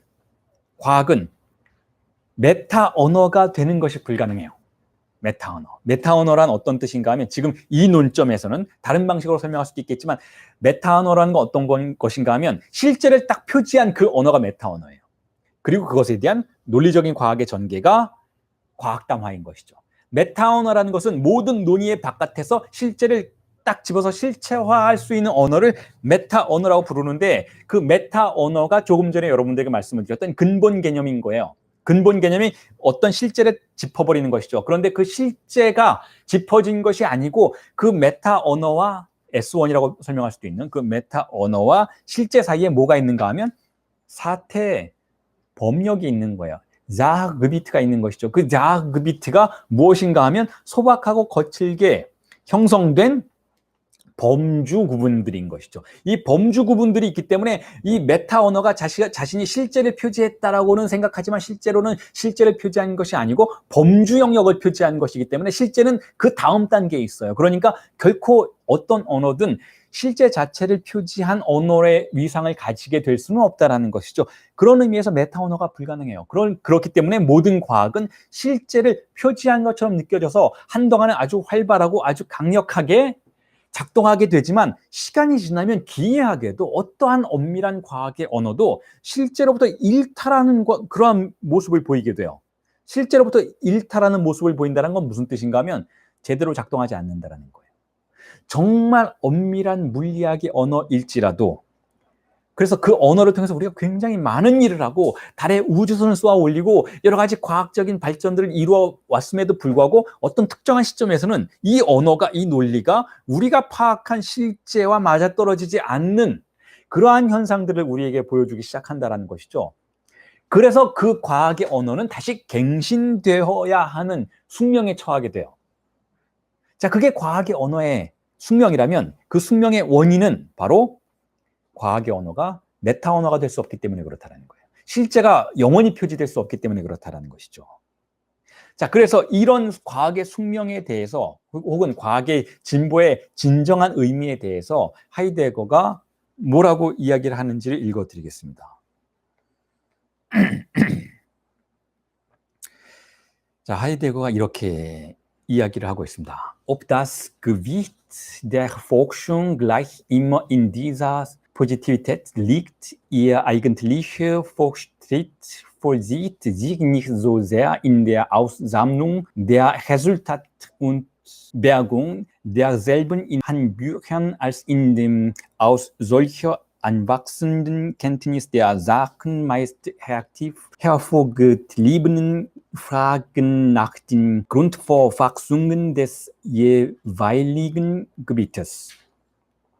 자, 이걸 프랑스어로는 이렇게 번역을 해놨어요. Même si le poids de la recherche réside toujours dans cette positivité, néanmoins son progrès véritable ne s'accomplit pas tant dans le rassemblement des résultats et leur consignation dans des manuels que dans les questions suscitées le plus souvent de manière réactive à partir de cette connaissance croissante des choses portant sur les constitutions fondamentales du domaine considéré. 자, 이걸 한국어로 이렇게 번역을 했어요. 탐구, 폭슝이죠. 탐구의 중점, Gewicht. 탐구의 중점이 이러한 실증성에 놓여 있든 아니든 탐구의 진정한 진보는 Eigentliche Fortschritt죠. 탐구의 진정한 진보는 결과를 수집하고 그것을 교과서에 수록 간직하는 데 이루어지는 것이 아니고, 즉 탐구의 결과들을 축적하는 것이 과학의 진보가 아니라는 거예요. 그런 게 아니고 오히려 사태에 대한 그런 식의 증대되는 지식에서부터 안박슨된 켄티니스죠. 증대되는 지식에서부터 대개 반응하듯이 튀어나와 제기된 그때마다의 분야를 근본 구성 틀, 그룬트퍼팍숭은이죠. 근본 구성 틀에 대한 물음에서 이루어진다는 거예요. 자, 과학의 진보는 그게 어떤 과학이건 심리학이건 정신분석이건, 정신분석도 여러분 마찬가지예요. 어떤 과학이건 축적되는 논문에 의해서, 발전에 의해서 축적되는 지식들을 교과서에, 매뉴얼에 실는 것으로 과학의 진보가 결코 이루어지지 않는다는 거죠. 다시 말해서 어떤 선형적인 방식으로 과학이 진보되지 않는다는 거예요. 오히려 매번 이 과학의 금자탑의 바닥에 존재하는 근본 구성 틀에 대한 질문이 제기되는 방식으로 과학이 갱신되고 진보될 수 있다는 거예요. 여러분, 그 20세기 과학 철학 조금 공부하셨던 분들은 제가 무슨 말 하는지 충분히 이해하실 거예요. 과학은 이렇게 선형적이고 단선적인 상승 그래프를 그리지 않는다는 점, 과학의 진보라는 건. 보통 우리가 이런 정도의 과학의 진보를 믿는 건 굉장히 상식적인 수준에서 그냥 중고딩들이 과학이면 나중에 한 100년 뒤에는 과학이 모든 걸 해결해 주지 않을까요? 인간의 존재에 대해서 다 질문 해결해 주지 않을까요? 뭐 철학적인 이렇게 복잡한 이야기 할 필요 없지 않나요? 나중에는 과학이 다 해주지 않나요? 실증과학이 모든 것을 해결해 줄 수 있지 않나요? 라는 그런 사고를 하는 건, 고딩도 그런 사고 안 하죠. 과학 철학 조금 읽어본 고딩들. 요즘에 논술 공부 많이 하니까 고딩도 그런 사고는 안 해요. 과학의 진보는 그렇게 선형적이지 않다는 거죠. 어떻게 해야 되느냐? 단절을 통해서, 단절과 도약을 통해서 일어난다는 거예요. 하나의 과학이 쭉쭉 뻗어나갈 때가 있어요. 쭉쭉 뻗어나가는 방식으로 어떤 특정한 사태 분야를 잘 설명해 주죠. 아주 기가 막히게 설명해 주다가 어떤 한계에 부딪혀요. 여러분, 뉴턴의 뉴턴의 과학은 뉴턴의 과학은 상대성 이론에 의해서 그 한계점을 드러내고 다시 갱신되는데, 상대성 이론과 뉴턴의 물리학의 이론들은 연속선상에 있지 않아요. 뉴턴 것을 토대로 해서 그 다음 게 나온 게 아니라는 거예요. 뉴턴의 이론이 붕괴되는 지점에서 상대성 이론이 나오는 거예요. 모든 과학의 진보는 그렇게 일종의 갱신을 통해서 그 다음 단계로 넘어가는데, 그 갱신은 단절이지 연속이 아니라는 거죠. 연속성이 존재하지 않는다라는 거예요. 자, 그러니까 지금 하이데거가 말하는 과학이 무엇인지 이해할 수 있으시겠죠. 과학의 언어라는 것은 자신의 사태 분야의 토대에 자리한 근본 구성 틀이 불완전하다는 걸 인정하고, 그 근본 구성 틀에 대한 재고와 반박과 논박을 통해서, 즉 단절을 통해서 다시 갱신될 때에만 진정한 진보로 나아갈 수 있다는 것이죠. 그게 과학의 진보라는 거예요. 과학의 진보는 자신이 대상으로 하고 있는 실제의 빠져나감의 순간을 스스로 인정해야 한다는 거죠. 실제는 자신의 이론의 틀로부터 빠져나간다는 것을 인정해야 한다는 거예요. 그래서 제가 이걸 두 가지 방식으로 여러분들에게 설명을 드릴 수 있을 것 같은데, 자, 제가 여러분들에게 나누어 드린 텍스트에는 없는 도식 하나를 그려왔습니다. 강의록 원고에만 있는 도식인데, 자, 보여드릴게요. 자, 이건데요. 자, 보시면 알겠지만 한쪽에는 실제가 있어요. 한쪽에는 실제가 있고, 실제의 접점이 있죠. 이 접점이 있고, 그 오른쪽에는, 여러분들이 보시는 오른쪽에는 상징계가 있어요. 상징의 세계가 있죠. 상징의 세계는 언어의 세계인 것이죠. 자, 이 상징계의 세계와 실제의 세계의 경계선에 근본 개념들이 있죠. 자, 이 근본 개념들은 어디에 의해서 법력화되고 구성되는가 하면, 고정관념의 소박한 분류에 의해서 그 근본 개념들이 자신의 자리를 잡게 된다는 거예요. 아까 말씀드렸던 것처럼 소박한 분류법, 즉 무의식이라는 게 분류가 됐잖아요. 그런데 무의식이라는 개념은 원래는 학술적인 개념이기보다는 문화적인 개념이었어요. 그래서 19세기에 통용되던 낭만주의적 사고를 표현하는 소박하고 거친 범주 구분이었다는 것이죠. 자, 이 무의식이라는 것이 일단 범주 구분되어 있는데, 그 위에 다시 학술적으로 근본 개념들이 자리 잡는다면 무의식이라는 것 자체에 대한 질문은 아직 던져지지 않고 근본 개념들이 설정이 되는 것이죠. 자, 그렇게 해서 학술적인 모든 탐사는 이렇게 근본 개념들이 설정되고 그 다음에 논리적 언어의 성장으로 방향으로 나아가지만, 이러한 성장에서 항상 위태롭게 위협받는 지점은 바로 이 근본 개념들의 지점이라는 것이죠. 그래서 학술적으로 진지한 과학은 항상 자신의 근본 개념을 재고찰하는 과학이라는 거예요. 근본 개념을 하나 설정해놓고 이건 변화하지 않는 거야, 이건 절대적이야, 이거는 반박될 수 없어. 그리고 그 다음에 이론들을 아무리 화려하고 엄밀하게 전개시켜 놓아봤자 근본 개념 자체가 반박되면 사상누각이라는 것이죠. 그냥 무너질 수밖에 없다라는 거예요. 그러니까 근본 개념을 항상 문제시하는 그러한 태도가 필요하다라는 것이죠. 그런데 그러한 태도는 과학 내에는 없어요. 과학은 그런 속성을 가지고 있지 않다라는 거죠. 과학은 근본적으로 과학담화의 속성을 가지고 있기 때문에 학술적인 것은 그러한 태도를 보이는 일이 아주 드물다라는 거죠. 그걸 누가 하는가 하면 바로 존재론이 한다라는 거예요. 존재론은 언제나 거꾸로 된 방향을 설정한다는 것이죠. 존재론은 우리의 존재자의 세계를 지배하고 있는 과학과 논리의 세계에 대해서 그저 자신을 내어 맡기는 현존재의 태도를 말하는 것이 아니고, 오히려 그 근본적인 장소까지 질문을 던지는, 다시 말해서 존재하는 모든 이론들을 파괴하는 죽음 충동의 로고스를 따라가는 그러한 태도가 존재론이라는 것이니까 존재론은 거기까지 간다라는 거예요. 그렇게 해서 실제와 마주하려는 태도가 존재론의 죽음 충동의 로고스의 특징이라는 것이죠. 자, 그런 것을 설명하는 도식이라고 할 수가 있어요. 다시 한번 보여드리겠습니다. 자, 사정이 그러하다면 과학에 대한 선험적인 탐사가, 그러니까 선학술적인 탐사가 과학 자체에 대한 탐사만큼이나 중요하다라는 거예요. 혹은 더 중요하다라는 거죠. 과학의 언어 체계의 밑바탕에 놓인 근본 개념들에 대한 이해와 갱신은 그것이 대상으로 하는 사태 영역 자체를 존재의 수준에서 다루는 존재론적 탐사의 충실성을 요청한다라는 거죠. 그래서 여러분 잠정적으로 제가 결론을 내어 말씀을 드리죠. 그래서 존재론이 우월하다라는 거예요. 하이데거의 논점은 그거예요. 그래서 존재론이 우월한 로고스라는 거예요. 다 로고스이지만, 로고스는 학술적인 언어를 말하잖아요. 다 로고스이지만, 로고스. 다 실제를 다루고 상징화하려는 그러한 태도이지만, 그러한 실천이지만, 과학보다, 즉 학술, 비슨샤프트보다 존재론이, 온톨로기가 우월하다, 후항하다라는 거예요. 자, 이게 하이데거의 논점이고, 자, 그렇게 했던 위대한 철학자들이 있었다라는 거죠. 그게 누구냐 하면 하이데거에게는 플라톤과 아리스토텔레스예요. 아주 오래된 이야기이긴 하지만 플라톤과 아리스토텔레스의 작업이 그러하다라는 거죠.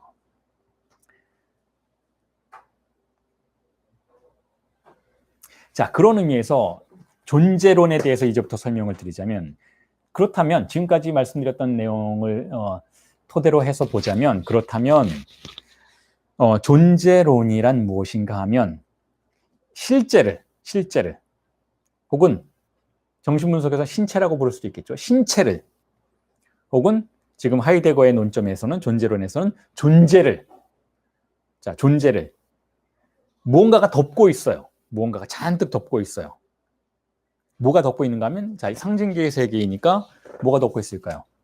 기표들이 덮고 있는 것이죠. 언어들이 덮고 있어요. 무수히 많은 종류의 언어들이 덮고 있어요. 그리고 그 언어들은 그냥 아무렇게나 덮여 있는 게 아니고, 정신분열적 상태 속에서 기표들이 번져 있는 것이나 아니고, 그렇게 던져져 있는 것이 아니고 조직적으로 덮여 있다는 거죠. 조직적으로. 그 조직을 누가 하는가? 누가 그걸 조직하는가 하면, 우리는 과학의 순진무구한, 중립적인 그러한 과학의 의지가 그것을 조직하는 거라고 생각하지만 그렇지 않다라는 거예요. 특히 미셸 푸코가 그렇지 않다라는 걸 증명하기 위해서 전생애를 바쳤죠. 권력이 그걸 조직한다라는 거죠. 권력이.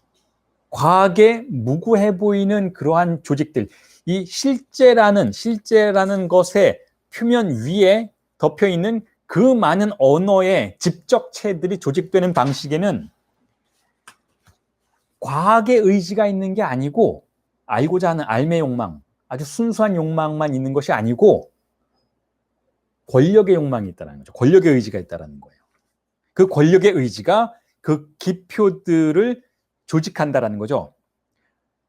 그렇다면 그 기표들의 세계의 조직을 이리저리 바꾸고 그것들에 대한 논리를 탐사하고 그것들의 논리를 보다 효율적인 방식으로 배치하는 것은 과학의 영역이라고 한다면, 그것 말고, 과학의 담화 말고 존재론은 무엇을 하는가 하면 바로 이 기표들의 조직을 분해해요. 그리고 그것들이 어떻게 권력에 의해서 구성되어 있는지를 분절하죠. 해체하죠. 그 다음에 그 모든 기표의 조직들을 파헤쳐서 그 바닥에 도달하고자 하는 의지를 보이는 것이죠. 이게 존재론의 로고스의 특징이라는 것이죠. 그래서 제가 여러분들에게 존재론은 죽음 충동의 로고스라고 말씀을 드린 거예요. 왜냐하면 락강의 논점을 빌어오자면, 실제의 표면에 덮여 있는 이 세계는 기표들에 의해서 조직되었는데, 이 세계를 조직하는 논점은 쾌락 원칙과 현실 원칙이니까 방어적인 원칙인 것인 거죠. 그 방어적인 원칙의 세계에서 어떤 하나의 기표가 그 쾌락 원칙과 현실 원칙의 방어를 뚫고 바닥까지 도달하고자 하는 충동에 사로잡혀 있다면, 삶의 세계를 지탱하는 환상을, 그 환상을 지탱하는 우상을 파괴하고자 하는 죽음 충동에 휩싸인 기표라고 볼 수가 있다는 거죠. 그 죽음 충동의 기표의 특성을 가지고 존재의 영역까지, 실제의 영역까지 도달하고자 하는 로고스를 온톨로기라고 부른다라는 거예요. 존재론이라고 부른다라는 거죠. 하이데거의 생각은 그렇다라는 거예요. 그러니까 이전에 다른 사람들이 존재론을 생각하는 방식과는 완전히 다른 거죠. 하이데거는 존재론을 완전히 다르게 쓰고 있는 거예요, 지금. 다른 사람들은 그냥 초월적인 방식으로 존재가 무엇인지를 설명하려는 존재에 대한 이론이라고 생각했어요. 하지만 하이데거는 그렇게 생각하지 않는다라는 거예요. 존재에 대한 이론이 아니라 존재를 방해하는 것을 파괴하는 이론이 존재론이라는 거예요. 아시죠? 존재에 도달하는 여정을 방해하는 기표들의 표면을 찢어내는 이론을 존재론이라고 생각한다라는 거예요. 자, 그래서 그렇기 때문에 존재론적 사유가 가능한 플랫폼을 찾아야 한다는 거죠. 이게 존재론이라면, 이게 온톨로기라면 이런 죽음 충동의 사유는 누가 하는가? 관찰해 보니 인간이 한다더라 라는 결론에 도달하는 것이죠. 인간만이 죽음 충동에 휩싸이더라 라는 거예요. 인간만이 주어진 상징계를 파괴하려는 경향을 보이더라 라는 것이죠. 그래서 지금까지 말씀드렸던 건 학술적인 담화에 대해서 존재론의 우위를 설명드렸잖아요. 그런데 그러한 존재론이 어디서 가능한가를 살펴봤더니 현존재가 다사인이 그걸 한다라는 거예요.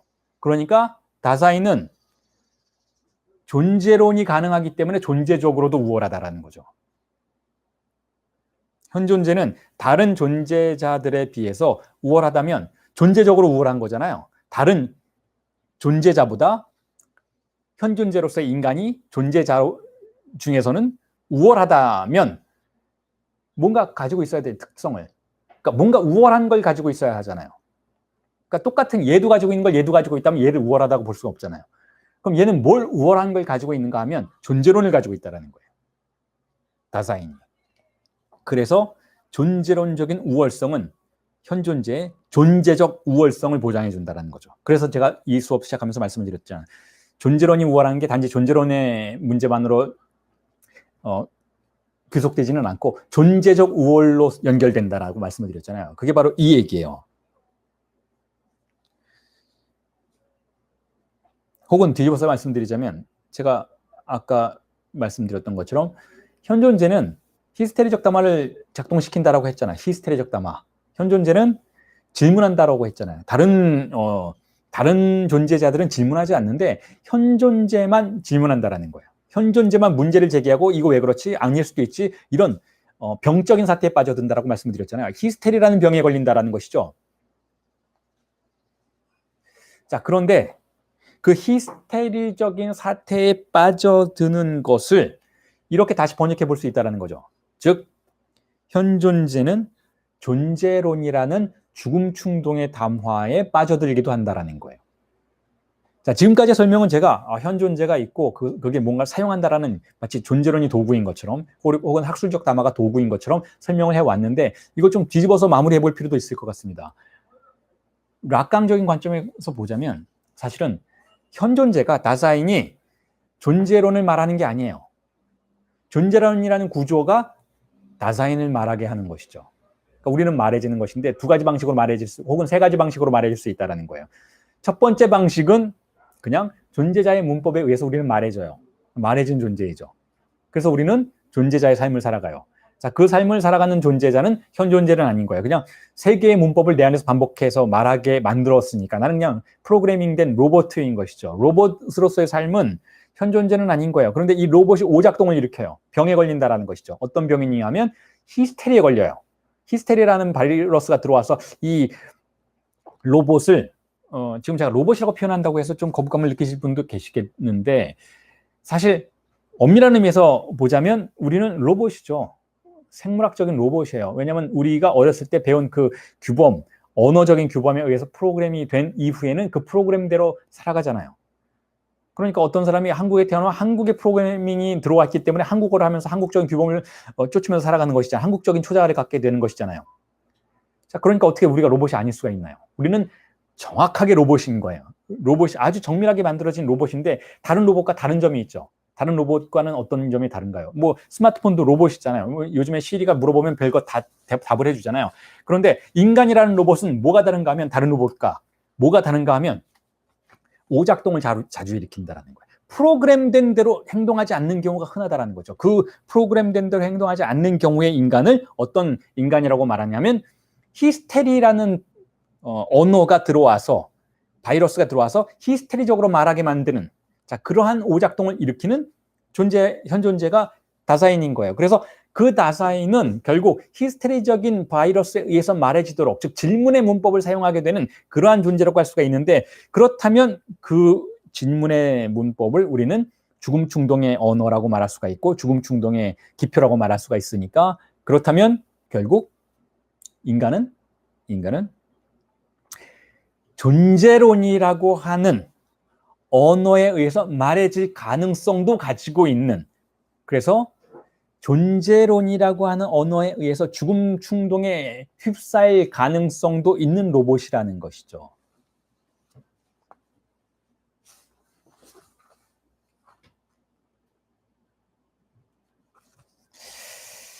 자, 그래서 인간이란,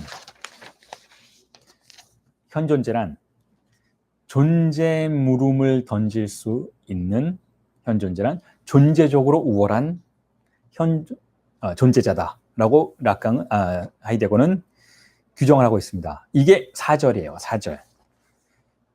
존재적 우위를 지금 증명하려고 하는데, 이 존재적 우위는 사실 이미 증명이 됐어요. 존재론적인 우위가 증명이 됐기 때문에 말씀드렸던 것처럼 der Untischvorhang der Seinsfrage는 이 존재 물음의 존재적 우위는 이미 증명이 됐어요. 4절에서는 그래서 보다 깊이 있는 내용을 이야기하고 있지는 않죠. 하이데거가 이미 존재론이 우월하다라고 증명했으니까. 그리고 존재론을 말할 수 있는 것은 현존재뿐이니까 존재적 우위가 증명이 된 거죠. 왜 존재 물음이 현존재에게 걸려야 하는지에 대한 해명이 이루어진 거예요. 존재 물음이 필요한 것은 그와 같은 물음을 던질 수 있는 현존재가 있기 때문이라고 할 수 있으니까. 그래서 현존재가 다른 존재자들보다 우위에 있다. 존재적 우위를 가지고 있다라고 볼 수 있고, 그렇다면 그것은 현존재 그 자신이 스스로의 정체성에 대해서 근본적이면 파괴적인 물음의 담화에 던져질 수 있는 가능성 때문에 그렇다라는 거예요. 상식적인 표현을 쓰자면 현존재의 담화 구조 자체에 이미 죽음 충동이 배어 있다는 거죠. 자, 그러니까 이 부분은 정신분석과 다른 심리학 그리고 철학을 아우러서 여러분들에게 제시될 수 있는 중요한 논점이 하나 드러나고 있는 것인데, 제가 자꾸 죽음 충동이라는 단어를 쓰는데, 자, 죽음 충동이라는 단어를 안 써요. 하이데거는. 이건 그냥 정신분석의 용어예요. 그런데 제가 죽음 충동과 존재론을 연결시키는 백상현의 논점을 여러분들에게 소개해드리고 있는 것이죠. 그런데 죽음 충동이라는 논점은 그렇다면 뭔가 하면, 자, 이 부분은 살짝 짚어드리고 그 다음으로 넘어가고 싶은데, 자, 이렇습니다.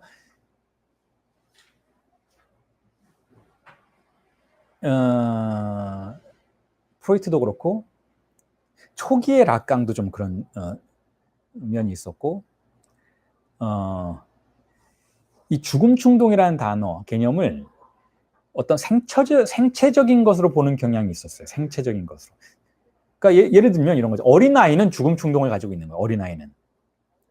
그러니까 어린아이는 가만 놔두면 저러다 큰일 나지 할 정도의 행동도 막 하잖아요. 어린아이는 아직 자기를 방어하지 못하는 것이잖아요. 어린아이는. 그러니까 어린아이는 죽음 충동이라는 그런 유형의 충동을 가지고 있다는 거죠. 자신을 방어하지 못하는 충동을 가지고 있다는 거예요.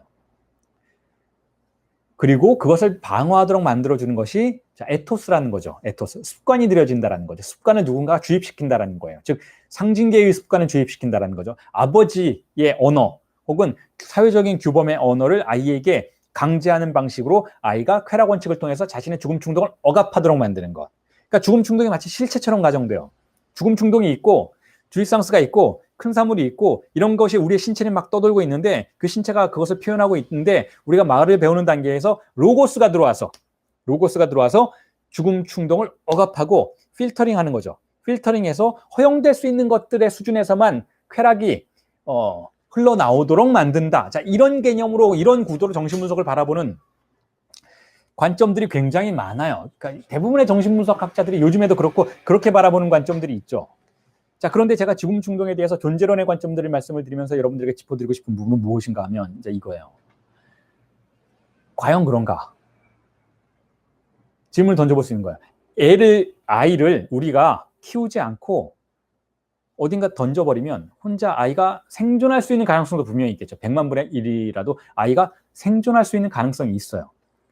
그렇다면 아이는 죽음 충동을, 다형적인 충동을, 아주 위험한 충동인 그것을 억압할 규범을 받아들일 기회가 없었죠. 그런데 그 아이는 그렇다고 해서 죽음 충동에 휩싸여서 파괴될 것인가, 죽어버릴 것인가? 자, 그렇지 않을 수 있다라는 가정도 해볼 수 있다는 거예요. 다시 말해서 죽음 충동이라는 게 그야말로 생체적으로 우리에게 이미 존재하는 그런 것인가, 아니면 오히려 사후적으로 발생하는 무언가인가라는 생각을 해볼 수 있다는 거죠. 락강은 그 두 번째 관점으로 넘어가요. 락강은 후기로 갈수록 죽음 충동은 원래 우리에게 있었던 것이 아니고 언어의 활동이 잉여적으로 발생시키는 거다라는 생각으로 넘어간다라는 거예요. 다시 말해서 죽음 충동이란 것, 파괴적인 충동, 우리 자신을 파괴하려는 그런 충동이 원래 있었다기보다는 원래 그 재료를 가지고 있기는 하지만 우리의 신체에 있는 무언가를 재료로 쓰기는 하지만 우리가 언어를 배우는 방식에서 언어를 배우는 과정 속에서 규범의 언어를 배우는 과정 속에서 오히려 어떤 언어를 탐닉하는 과정 속에서 파생적으로 등장하는 것을 죽음 충동이라고 부를 수도 있지 않을까라는 관점으로 넘어간다라는 것이죠. 그게 바로 그 다른 정신분석 학자들과 후기 락강을 가르는 아주 중요한 기준점이라고 볼 수가 있어요. 그걸 락강은 세미나 17에서는 잉여향유라고 부르죠. 플리스두주의라고 불러요. 플리스두주의, 잉여향유라고 불러요. 잉여향유. 다시 말해서 언어적인 활동 속에서 뭔가가 흘러나오고 그것이 오히려 파괴적인 힘을 발휘할 수 있다는 논점으로 넘어가게 되는 것인데, 제가 이 말을 설명을 여러분들에게 제시해드리는 이유는 뭐냐면 존재론이 정확하게 그렇다는 거예요. 존재론이라는 담화가 우리를 찾아오지 않았으면 우리는 죽음 충동에 휩싸일 이유가 없어요. 그냥 존재자의 삶을 살 수 있고 그냥 편안한 삶을 살 수 있어요. 우리를 지배하는 온갖 종류의 우상과 환영들에 우리를 맡기고 그냥 살아갈 수 있는데도 불구하고 우리는 언젠가는 그런 바이러스에 감염이 된다는 것이죠. 그게 뭐냐면 바로 우리의 문법이 바뀌는 순간 그렇게 된다는 것이죠. 우리의 문법이 어떻게 바뀌는가 하면 존재론의 사유 속으로 들어가는 그러한 존재론의 문법에 휩쓸리게 되는 방식으로 우리의 말투가 바뀌게 된다는 것이죠. 그렇게 우리의 말투가 근본적인 것을 의심하는 말투로 바뀌게 되면 우리는 존재론의 즉 죽음 충동의 문법을 사용하는 것으로, 죽음 충동을 탐닉하는 그러한 문법을 사용하게 되는 것으로 이해할 수 있다라는 거죠. 자, 그런 의미에서 또한 인간은, 다사이는 존재론의 문법을 가진, 그럴 가능성을 가진 존재라고 볼 수가 있다는 거죠. 그게 바로 하이데거가 말하는 현존재의 우월함이라는 거예요. 좀 역설적인 표현이죠. 하이데거는 그냥 존재론의 우월함이라는 걸 아무 어떤 거부감 없이 사용하고 있지만 저는 그걸 자꾸 뒤집으려고 한다는 거예요. 어떤 의미에서는 우월함이 아니니까. 이 고독한 철학의 영역에서는 이걸 우월함이라고 부를 수가 있어요. 그런데 여러분들이 이런 공부의 내용들을 가지고 여러분들이 생활하시는 회사의 공간에 가서 가족에게 이런 이야기를 해보세요. 그럼 그걸 우월함으로 인정해 주는가? 아니, 왜 문제시하지 않아도 될 것을 문제시하면서 자신의 삶을 파괴시키는가? 그럴 바에는 주식 투자나 더 하든가, 아니면 나가서 무슨 사업 보상이라 하던가, 무슨 알바라도 더 해서 돈을 벌던가. 지금 뭐 부동산 값이 왔다 갔다 한다는데 이 기회에 부동산 집 한 채 마련하는 게 더 당신의 존재를 위해서 좋은 거 아니야? 라고 이야기한다면 우리가 이렇게 대답하겠죠. 존재는 그런 게 아닙니다. 라는 병적인 대답을 하게 된다는 거죠. 자, 이 철학의 고독한 영역에서는 그걸 우월함이라고 하이데거는 순진하게 부르고는 있지만 거시적으로 본다면 이건 우월함이라고 볼 수가 없어요. 우리 공동체 전체의 입장에서 보자면 이건 우월함이 아니라 오히려 열등함이라는 거죠. 병적인 상태라는 거예요. 오히려 인간은 자신을 파괴하는 문법 속으로 들어간다라는 거예요. 자신을 파괴하는 문법 속으로. 존재론이 그런 문법이라는 거죠.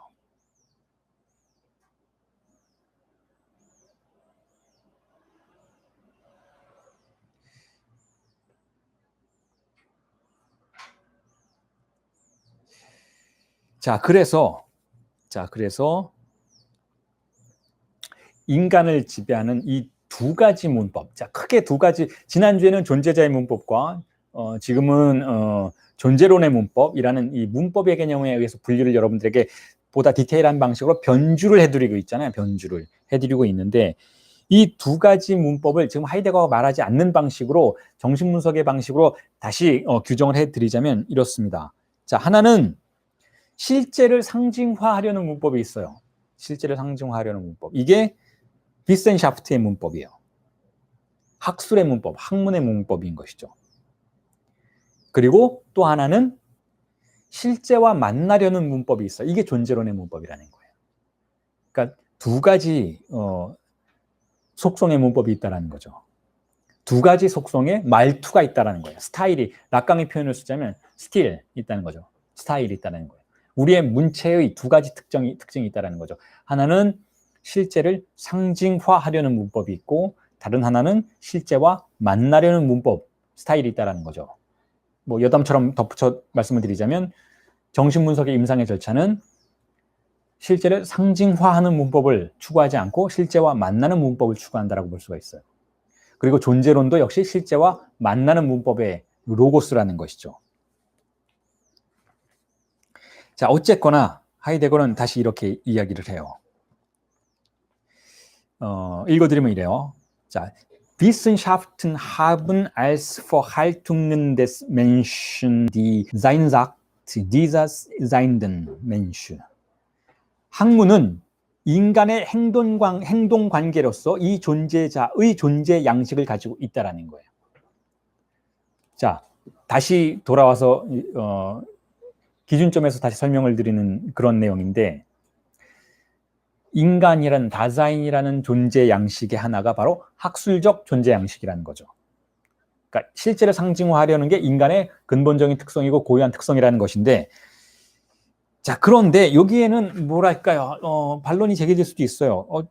동물들도 사실 학술적인 태도를 취할 수 있지 않을까? 학술적이라는 것이 어떤 양적인 차이만 있을 뿐이지, 동물들의 세계에서도 실제를 상징화하려는 그런 태도를 보이지 않을까? 예를 들면 강아지들 보세요. 강아지들 보면은 자신에게 위협이 될 수 있는 존재와 위협이 될 수 없는 존재를 구분하죠. 자, 그건 생체적인 건 아닌 것 같아요. 예를 들어서 강아지가 어렸을 때 어미 강아지나 어떤 가족이나 다른 강아지 공동체로부터 무언가를 제대로 배우지 못하면 아주 많은 어려움을 배울 수 있다는 것을, 그러니까 강아지도 역시 어떤 상징화의 단계 안에 들어가서 무언가를 습득해서 에토스를 형성하는 부분이 분명히 존재한다라는 그런 지식을 저 역시 갖게 됐어요. 동물들도 무언가 상징화 시도한다라는 거죠. 동물들의 공동체도 그런 것들을 전수하거나 아주 소량이기는 하지만 그것들을 아주 효과적으로 사용하는 그런 태도를 보일 수 있어요. 보일 수 있는 것 같아요. 그러니까 인간만 학술적인 태도를 취한다라고 보는 것은 조금 그런 것 같은데, 어쨌든 이론의 여지가 있는 것 같은데, 자, 그럼에도 불구하고 동시에 동물들은 하지 않는 행동을 다시 여러분들에게 반복해서 말씀을 드리고 있어요. 동물들은 하지 않는 행동을 인간은 한다라는 거죠. 즉, 학술적인 행동 말고 다른 거 하나를 더 한다라는 거죠. 즉, 학술적인 행동을 붕괴시키는 행동.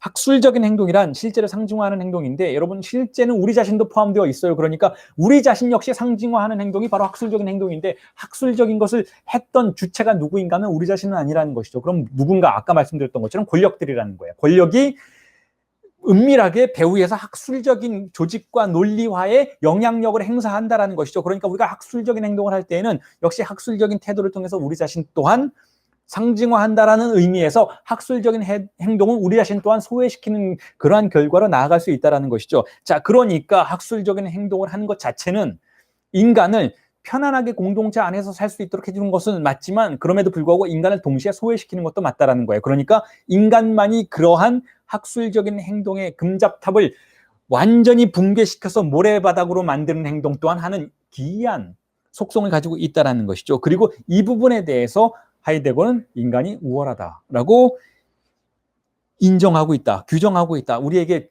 주장하려고 한다라는 거예요. 이렇게 저처럼 적극적으로 말하고 있지는 않지만 하이데거는 굉장히 조심스러운 인간, 철학자인 거죠. 그래서 저처럼 이렇게 얘기하진 않아요. 아주 조심스럽게, 아주 은밀하게 이야기하고는 있지만, 어쨌든 우리가 그 배후에서 간파할 수 있는 내용들은 이렇게 상당히 파괴적인 내용들이라는 것이죠. 자, 그래서 현존재는 자신의 존재함에 대한 문제 제기가 가능한 존재자라는 것. 그리고 존재에 대해서 이해하거나 단지 이해하는 걸로 끝마치지 않고, 자, 이해는 우리가 이전 강의에서 충분히 여러분들에게 평균적 이해의 가능성이라는 개념을 통해서 다루어 봤는데, 그러한 이해만 하는 것이 아니라 그 이해된 것을 문제시하는 질문을 던질 수도 있는 것이 바로 현존재인 것이고, 그래서 이러한 이해와 문제 제기를 모두 표현할 수 있는 것이 바로 현존재라는 거예요. 그렇게 해서 우리는 현존재가 어떻게 존재적으로 우월한지에 대해서 선언할 수 있게 된다는 것이죠. 그래서 하이데거는 이렇게 이야기를 하고 있어요. 존재 이해라는 것은 그 자체가 곧 현존재의 규정성이다라는 거예요. 그러니까 여러분 모두인 우리 현존재, 우리가 현존재로서 존재할 때의 그 현존재의 규정은 뭐냐면 존재를 이해한다라는 것. 그런데 이 존재를 이해한다라는 말에는 그 이해된 것을 다시 이해하려는 죽음 충동까지 포함된 것으로 이해해야 한다는 거예요. 우리가 무언가를 이해했다라는 것은 이해된 상태에 머물러 있는 것만을 의미하지 않는다는 거죠. 우리가 무언가를 이해한다라는 것의 표현은 이해함을 또한 이해하려는 태도, 메타적인 이해의 태도까지 보이는 것으로 규정해야 한다는 거예요.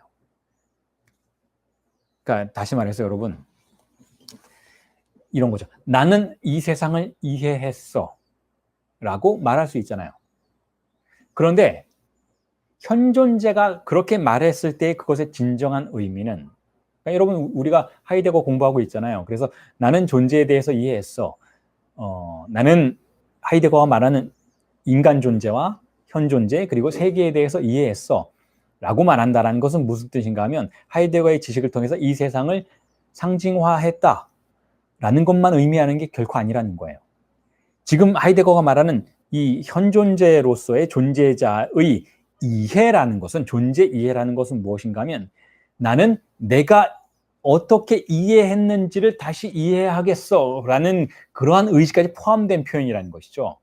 그러니까 존재 이해라는 것은 하나의 담화에 의해서 종결될 수 있는 문제가 아니라는 거예요. 존재 이해는 지속성을 갖는 것이지 규정된 뒤에 멈출 수 있는 그러한 시간성을 갖는 게 아니라는 것이죠.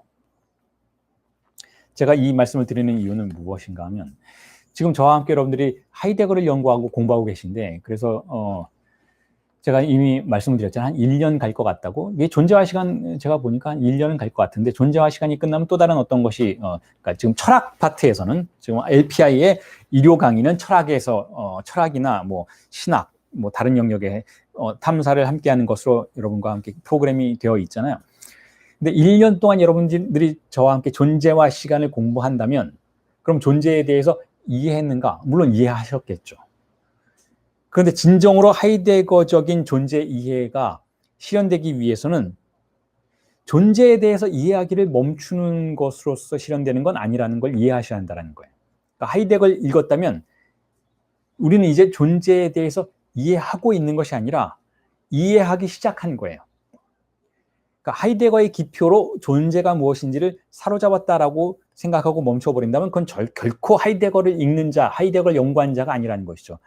그러니까 쉽게 말씀드리자면 누군가가 저는 하이데거 학자입니다, 저는 현상학자입니다 라고 말한다면 그 사람은 존재가 무엇인지에 대해서, 현상이 무엇인지에 대해서 끊임없이 새로운 기표로 혹은 존재하는 모든 현상학이나 존재론에 대해서 질문을 던지는 그러한 실천을 반복하는 자이지 무언가를 이해하고 지식으로 그것을 종결하는 자가 아니라는 거예요.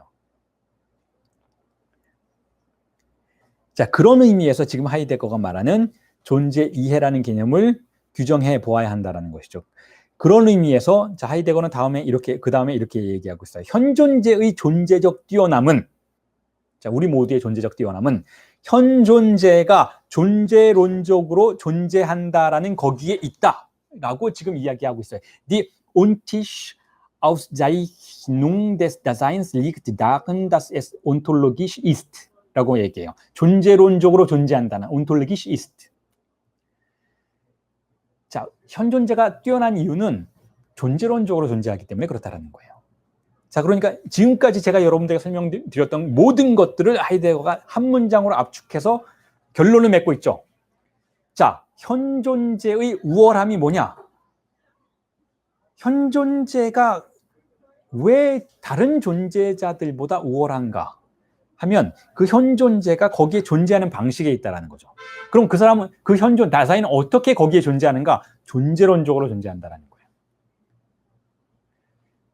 그러니까 예를 들어서 하나 A라는 사람, 제가 A라는 사람이라고 친다면 제가 제가 다른 사람, 다른 누군가보다 나는 당신보다 우월해 라고 말할 수 있다면 나는 존재론적으로 사고해 라는 말 때문이라는 거예요. 하이데거의 논점에서 그렇다라는 거죠. 그러니까 우리가 존재론적으로 그 자리에 있지 않다면, 존재하지 않는다면 우리는 현존재가 아닌 거예요. 그러니까 다사인이라는 표현은 존재론과 분리시켜 생각할 수가 없다는 거예요. 다사인이라는 표현은 존재론적으로 존재하는 존재자를 말해요. 그리고 존재론적으로 존재하는 존재자는 오직 다사인뿐, 인간뿐이라는 것이죠.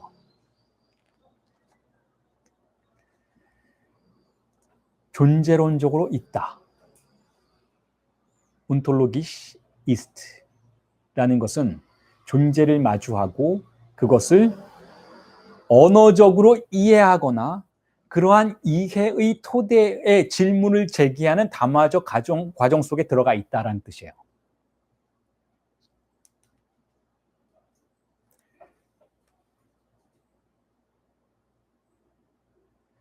자, 그래서 이걸 지금까지 여러분들에게 제가 주장해왔던 죽음 충동과 연관시키자면 현존재의 뛰어남은 죽음 충동의 언어를 사용하기 때문에 뛰어나다라는 거. 그리고 굳이 이걸 우리는 뛰어나다라는 표현을 쓰지 않아도 될 거라는 생각이에요. 그냥 현존재의 자기 규정성이란 죽음 충동의 로고스라는 병에 걸리는 특징이 다름 아니다라는 것. 자, 그래서 정리를 해보겠습니다. 그래서 그렇다면 우리 이렇게 표현할 수 있잖아요. 누군가가 자기의 존재에 대해서 고민하고 있어요. 그리고 나는 나 자신의 삶에 대해서 제로 지점에서부터 다시 한번 사유해보겠다. 내 인생에 대해서 다시 고민해보겠다. 타자의 언어가 너무 많다. 내 인생이 타자의 언어에 의해서 너무 많이 휘둘리고 있고 나의 존재가 무엇인지 모르겠다. 그러니까 질문을 처음부터 다시 던져보겠다라고 누군가가 이야기한다면 여러분들은 그 사람에게 그렇게 얘기할 수 있어요. 존재론적이시군요. 라고 이야기할 수 있어요. 사람이 존재론적인 것이죠. 자, 존재론적인 담화 안에 들어가 있는 것이죠. 그런데 사람만 그런가? 우리 범주구분을 한번 해볼 수 있다는 거죠. 그거 하면서 수업을 정리해 보겠습니다. 자, 어떤 예술은 존재론적이에요. 그리고 어떤 예술은 존재론적이지 않아요. 자, 어떤 예술이 존재론적일까요? 예를 들어서 회화를 대상으로 한번 해봅시다. 회화라는 범주가 있죠. 평면예술이라고도 불러요. 요즘에는 평면예술, 시각예술 중에서도 평면시각예술이라고 부르는데 자, 어떤 화가가 있어요. 그리고 화가의 작품이 있어요. 근데 어떤 화가의 작품은 존재론적이지 않아요. 그리고 어떤 화가의 작품은 이건 존재론적입니다 라고 우리가 미술비평가로서 이야기해 줄 수 있어요. 어떤 예술작품이 존재론적일까요? 회화 자체에 대해서 질문을 던지는 예술작품, 자기 자신의 범주 자체에 대해서 질문을 던지는 예술작품은, 그리고 자기 자신의 범주가 즉 어떤 회화의 영역이 아름다움이라고 가정하는 대상의 유형에 대해서 오히려 죽음 충동의 질문을 던지는 작품은 존재론적이에요. 나는 그걸 아름답다고 생각할 수가 없다 라고 질문을 던지는 어떤 예술작품이 있다면 그건 존재론적이라는 거예요. 그래서 그 존재론적인 예술작품들의 역사를 제가 미학 관련된 책에서 많이 여러분들에게 소개를 해드렸죠. 제가 첫 번째 썼던 락강 미술관의 유령들이라는 책에서 등장했던 작품들 역시 존재론적인 작품들이었던 거예요. 예를 들면 카라바치오의 작품은 존재론적이었어요. 저에게는. 다시 말해서 지금까지 지금 이 현 시점에서의 그 사람의 해당 예술가의 그 현 시대를 지배하고 있는 미술에 관련된 관념들, 자, 이런 것이 좋은 작품이야, 저런 것이 아름다운 예술 작품이야, 이런 것들이 훌륭한 작품이고 이런 것들이 비싼 예술 작품이고 이런 것들이 좋은 작품이야 라는 현 시점에서의 그 장르 영역을 구분하는 지배적인 관념들에 저항하는 예술 작품은 회화 작품의 범역 구분 자체를 문제시하고 그것에 대해서 저항하는 예술 작품이라고 볼 수가 있다는 거죠. 그런 의미에서 그러한 예술 작품들은 존재론적인 예술작품이라고 볼 수가 있어요.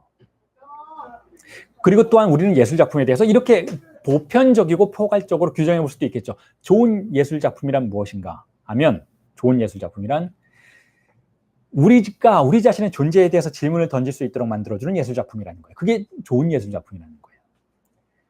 그러니까 여러분들 우리 흔히 그런 논란이 많잖아요. 예를 들면 특히 현대미술에 관련해서 그런 반박과 논란이 굉장히 많이 등장하죠. 예를 들어서 엘리트 미술, 엘리트 예술과 대중문화의 구분이 무엇인가? 그리고 엘리트 미술들이 저렇게 고립되어서 자기네들끼리 잘났다고 아주 어려운 용어들 써가면서 아름다움에 대해서 논하거나 어쨌든 뭐 그런 미학적인 논점들을 서로 주고받는 게 옳은 일인가 아닌가 뭐 이런 얘기들 많이 하잖아요.